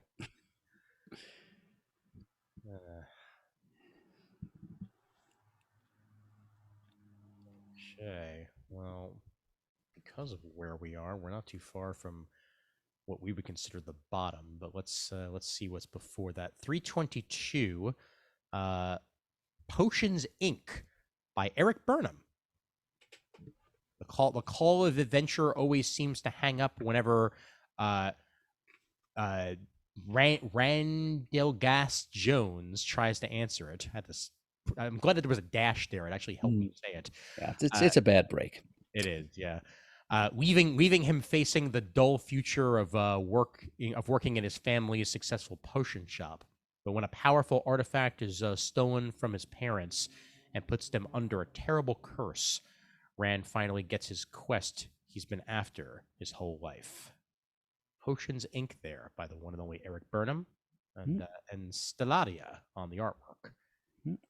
Number 1 of 5. Page 322.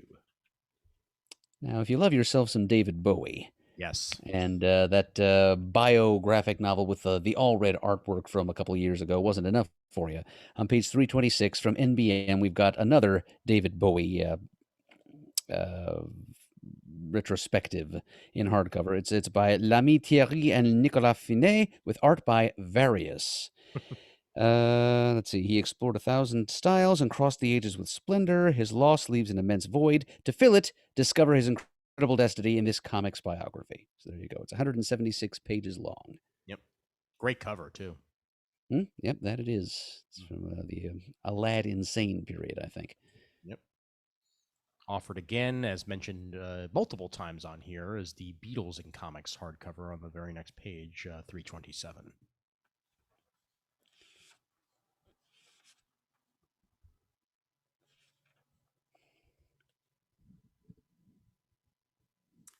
Now, page 334. Are you ready for an excellent Dungeons and Dragons adventure? Bill and Ted Roll the Dice. James Asmus and John Barber on the writing chores for this, with Wayne Nichols and Andrew Curry on the art chores. The time-traveling duo are back in a monthly series of Most Excellent Adventures. Bill and Ted, baby, they are back. And I certainly didn't see this coming, but Opus Comics is going to make it happen. And page 334 with James Asmus on the writing chores. That's no slouch. Yeah, unexpected name from the past there. Yep, Bill and Ted go straight to hell and play a deadly game with Satan himself for the souls of some of their friends from time travel adventures past. Yes, indeed. And certainly looks like it's going to be an epic, almost fantasy adventure, hence the D&D aspect of it that I was mentioning, because, they are definitely rolling the dice in more ways than one here from the looks of that cover. Oh, yeah, and that Tom Feaster cover definitely looks like it came off the cover of like an old TSR module. Yes, indeed. Yep. Good stuff.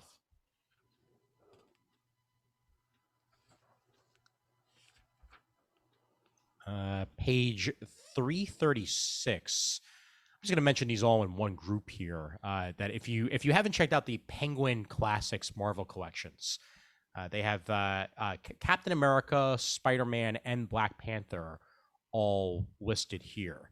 And you've got Stan on the Captain America and the Spider-Man. Obviously, Joe Simon and Jack Kirby also with the Captain America.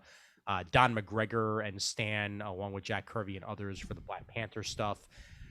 Well worth checking out if you're into just the historic Marvel stuff. And they do a very good job. I mean, Penguin does a great job on everything, but they just do an excellent package for these archive materials. Definitely looks like it's combines classic reprints with some historical context. Absolutely. And Plume Books has Phasers on Stun, how the making and remaking of Star Trek changed the world. For any of you Star Trek historians out there who are looking for a little bit more information on, the Star Trek and how that first pilot failed miserably and then got remade and wound up becoming an episode of the show, only in flashback, and then Next Generation, Picard, Discovery, all the stuff after that. Learn that and tons more here on page 337 with Phasers on Stun. I'm heading towards tomorrow's, but if anything before then points out to you, by all means. Oh, do please come to rest on page 346. Okay, I am there. Because I know there's some Tom Zoller fans out there. Ah, yes. Yeah, he's been a guest on our podcast a few times, and this is an original work of his. He's a writer and artist. It's a graphic novel called Cupid's Arrows, and it's about a couple of apparently immortal agents of Cupid, basically, who have lived and worked together for 200 years, just kind of traipsing along through time, functioning as Cupids, basically, causing key individuals to meet and fall in love at important junctures in history. And this story finds them in the present day, in the 21st century, and they're facing one of their biggest challenges ever, causing a Type A career-driven woman to fall in love with a slacker former football player turned barista. So it's got that romance angle in there that Tom parlays so effectively into good stories, and but with the interesting twist that these two are kind of like they're, they're like Highlanders of love. They live forever, and their aim though is not to murder each other, but to spread not death but love. I would also watch that movie, by the way, Highlanders of Love. I think that's just waiting to be made. I can't wait until we all can watch it. Yes, indeed. Always good to see Tom's name anywhere. So that's very good to point out. Oh man. Okay. Scout Comics, page 347. Agents of Wordle. Except they cleverly transposed the D and the L so they don't get sued. Yes, exactly. Horny robots, super evolved orangutan bosses, joyriders from the 26th century. Nothing phases Philip Blank, top agents for the sci-fi spy organization known as Wordle. But lately, Philip's been wondering if there isn't more to life than saving the world through creative violence. What is Philip hiding from Wordle, and how far will he go to keep it hidden? These are the questions. Denise Kemp has the answers on page 347. Let's get past Titan here and onward to the Tomorrows. Actually, I think there is one thing in Titan that's worth mentioning. Okay. Which is not always the case. Mm-hmm. I mean, for one thing, there's a new Blade Runner Black Lotus miniseries on page 362. There you go. So that's a thing to mention. But, just to continue with the David Bowie theme, on page 364, they're doing a graphic novel adaptation of the 1976 David Bowie starred sci-fi film, The Man Who Fell to Earth. Oh, wow. Which I have actually never seen, but now I want to. Because there's a comic book about it. It's hardcover at this point, so I'll probably be waiting to see if they do it in paperback. But Sure. It's $29.99 for all of you longtime Bowie fans. Wow. One of the best exhibits I ever saw at the Brooklyn Museum was a couple of years ago. They had an all immersive Bowie exhibit where you walked around with headphones, and each section there were different vocal clips and soundscapes that were all throughout the exhibit. It was well worth my time. It was very, very, very, very, very, very well done. I'm sure it was. Mm-hmm. Man, yeah, I just when Julie Benson visited Pennsylvania a bunch of years ago, Mm-hmm. the Franklin Institute Planetarium was doing a Bowie show. Oh, Probably cool. not as involved as the one that you're talking about, but we didn't get into the city in time to see it. Unfortunately, we might not have been able to get in anyway, but I still kind of regret that we didn't have that experience. I'll be in Philly in a few weeks. I think like the second to last week of May, I'll be going in to see the Harry Potter exhibit at the Franklin. That's there. So, looking forward to that. All right, Tomorrows on 372. Alter Ego 177 celebrates the veteran artist Don Perrin, artist of Werewolf by Night, The Defenders, Ghost Rider, Moon Knight, 1950s horror, and more. And that is all there for you. Very timely time to be going into that. But Alter Ego 177 gives you that and more on page 372. Yeah, funnily, the Tomorrow's publication that most interests me this month is Retro Fan, because they're doing a cover story on 60s beach party movies. Oh. Like all those Frankie Avalon and Annette Funicello potboilers, Mm-hmm. of which I am a fan. I've watched Beach Blanket Bingo on VHS many, many times. So they're leading with that. There's also an article on He-Man and the Masters of the Universe, which usually gets my attention, and features on the live-action Wild Wild West show, not the Will Smith movie, but it's Yes. its originator, and also the long-forgotten Zorro Saturday morning cartoon. Wow, I had no idea that existed. Yep, neither did I really. So yeah, it's been a couple of years since I last bought an issue of Retro Fan, but I'm buying one this month. Okay. And right next to that, just to mention it, back issue 138 goes into classic heroes of the Bronze Age, including the Lone Ranger and Tonto, Flash Gordon, Popeye, Zorro, Lady Rawhide, Son of Tomahawk, Jungle Twins, and a whole lot more, featuring the work of Dan Jurgens, Joe Lansdale, Don McGregor, Frank Thorne, and tons more creators as well. Right next to it there on 372.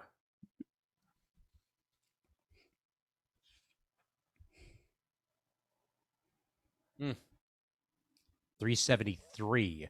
Groovy, when flower power bloomed in pop culture.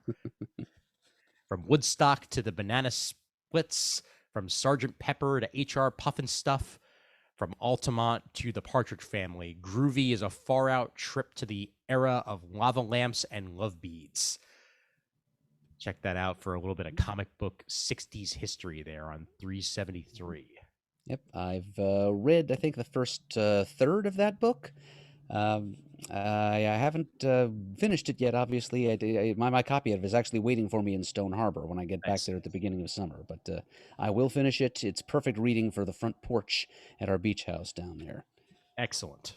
Groovy book for groovy times. Indeed.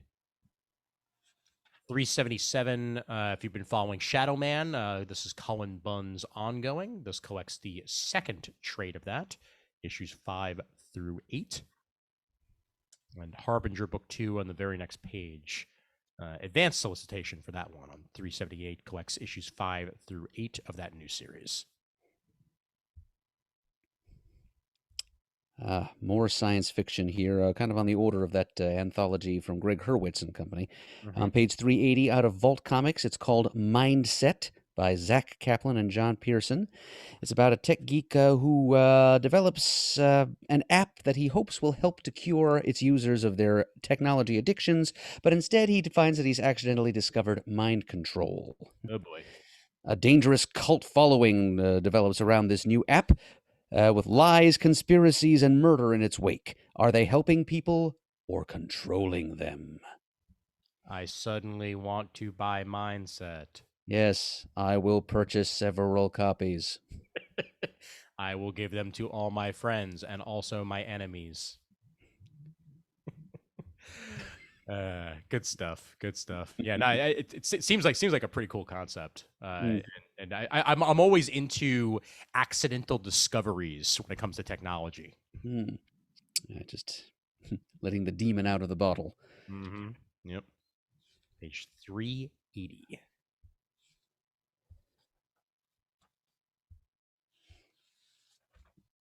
All right. Anything before manga? Nope, I don't think so. Okay, well then... let's just keep flipping. Blow a kiss to Mob Psycho on the way. There we go. All right, excellent. And let's start us off. Let's see. We're got to try to find something. Oh, yeah, no. I would never want to bring this up. Page 403. Spider-Man and Iron Man travel to Japan to battle an evil gaming magnate in his deadly new technology, Secret Reverse. And this is from the creator of Yu-Gi-Oh, no less. Yes. Man, Kazuki Takahashi's epic team-up between Iron Man and Spider-Man. Tony Stark travels to Japan to attend a gaming convention. Awaiting his arrival is Reijiro Kaio, the CEO of a world-famous card game company. I can somehow I know that this is by the Yu-Gi-Oh creator. Kaio plans to unveil an amazing new gaming machine, but the inventor and his device are not at all what they appear to be. This is full color from the looks of it too. Yeah. More fascinating. Yes. Yep. Page 403. Marvel and manga combined in this action-packed full-color adventure penned by Yu-Gi-Oh! Creator.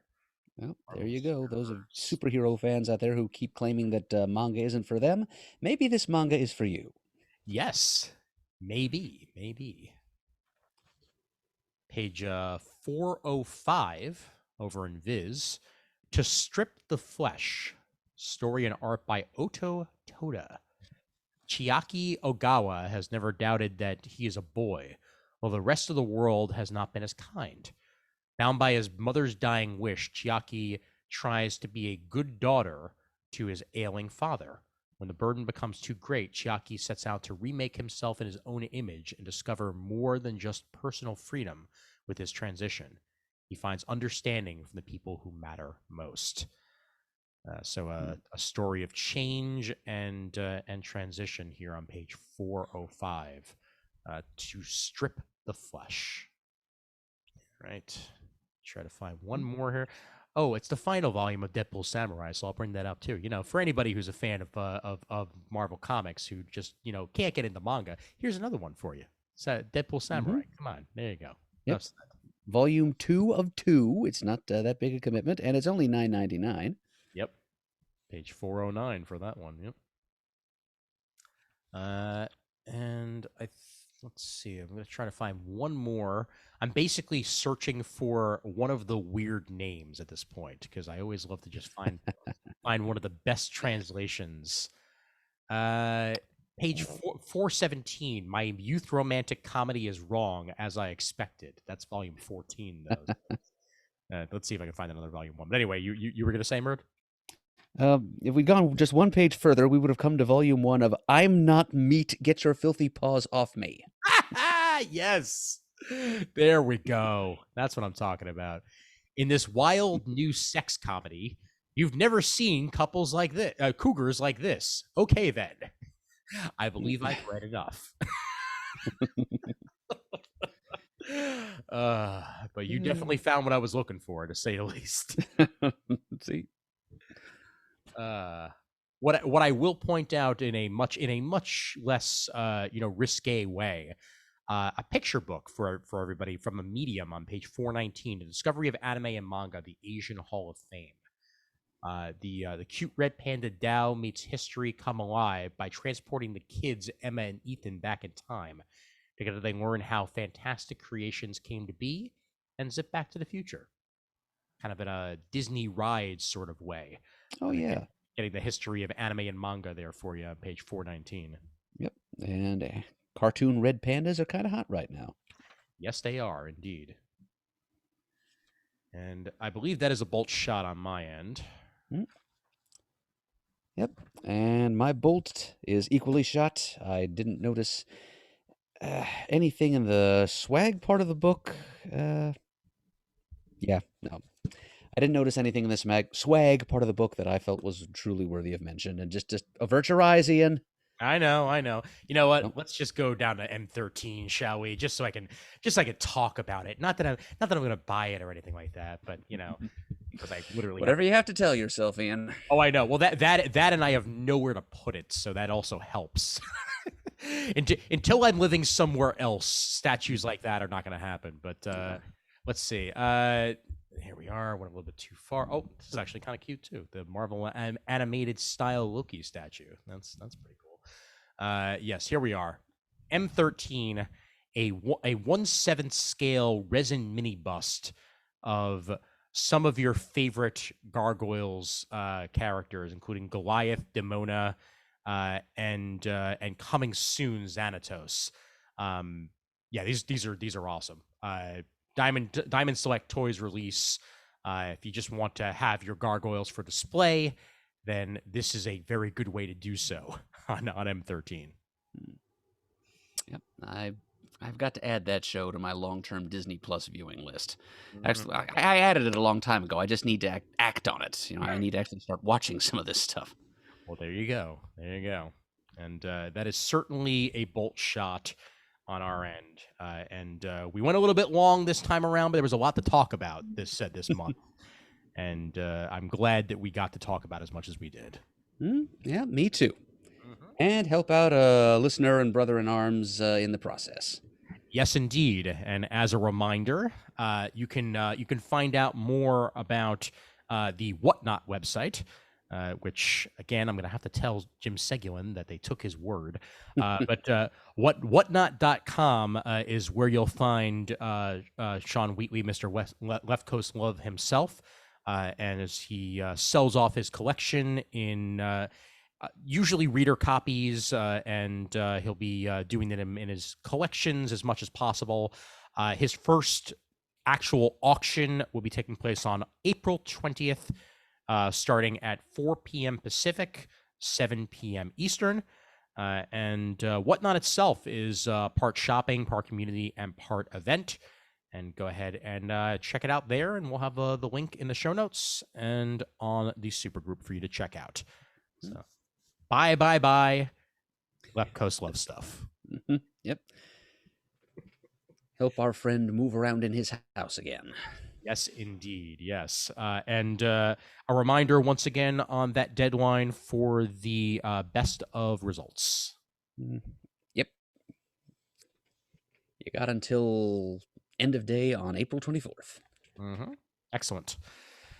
All right. Once again, a reminder, we're sponsored by you, the listeners, over at patreon.com/comicgeekspeak. We thank you so much for your continued support of the show, point. And we'd be absolutely nothing without you. And Shane left, so he wouldn't have to do this. So now it goes over to Murd once again as we get ready to do the final stuff here. So over to you, sir. Over to you. All right. Well, friends, if you'd like to send us an email, you can send it to comicgeekspeak@gmail.com. If you'd like to vote in the Best of 21 awards voting, the address for that is bestof@comicgeekspeak.com. You can also send us a voicemail by calling 267-702-6642. You can like us on Facebook, and you can also join our Comic Geek Speak supergroup there to talk back to us about this episode and many others, and also just to raise conversation topics among your fellow CGS listeners and geek friends there. That's also where you can find the list of nominees for the Best of 2021 awards. You can go to thecomicforums.vanillacommunity.com, which is our original forum presence, where you can also talk back about our various episodes and and listen to random snatches of music. That you can also find the list of nominees there. You can follow us on Twitter. Our handle is @ComicGeekSpeak. You can go to youtube.com/comicgeekspeak for the video version of this and many other episodes of our show, including this one, where you can see all the visuals for the previews catalog as we trawl through it. We give thanks, as always, to those of you who have donated to the show monetarily, either recently or in the more distant past, through Patreon or otherwise. We truly appreciate it, and the show would not be what it is today without your support. And as always, we are uniting the world's mightiest heroes, one listener at a time.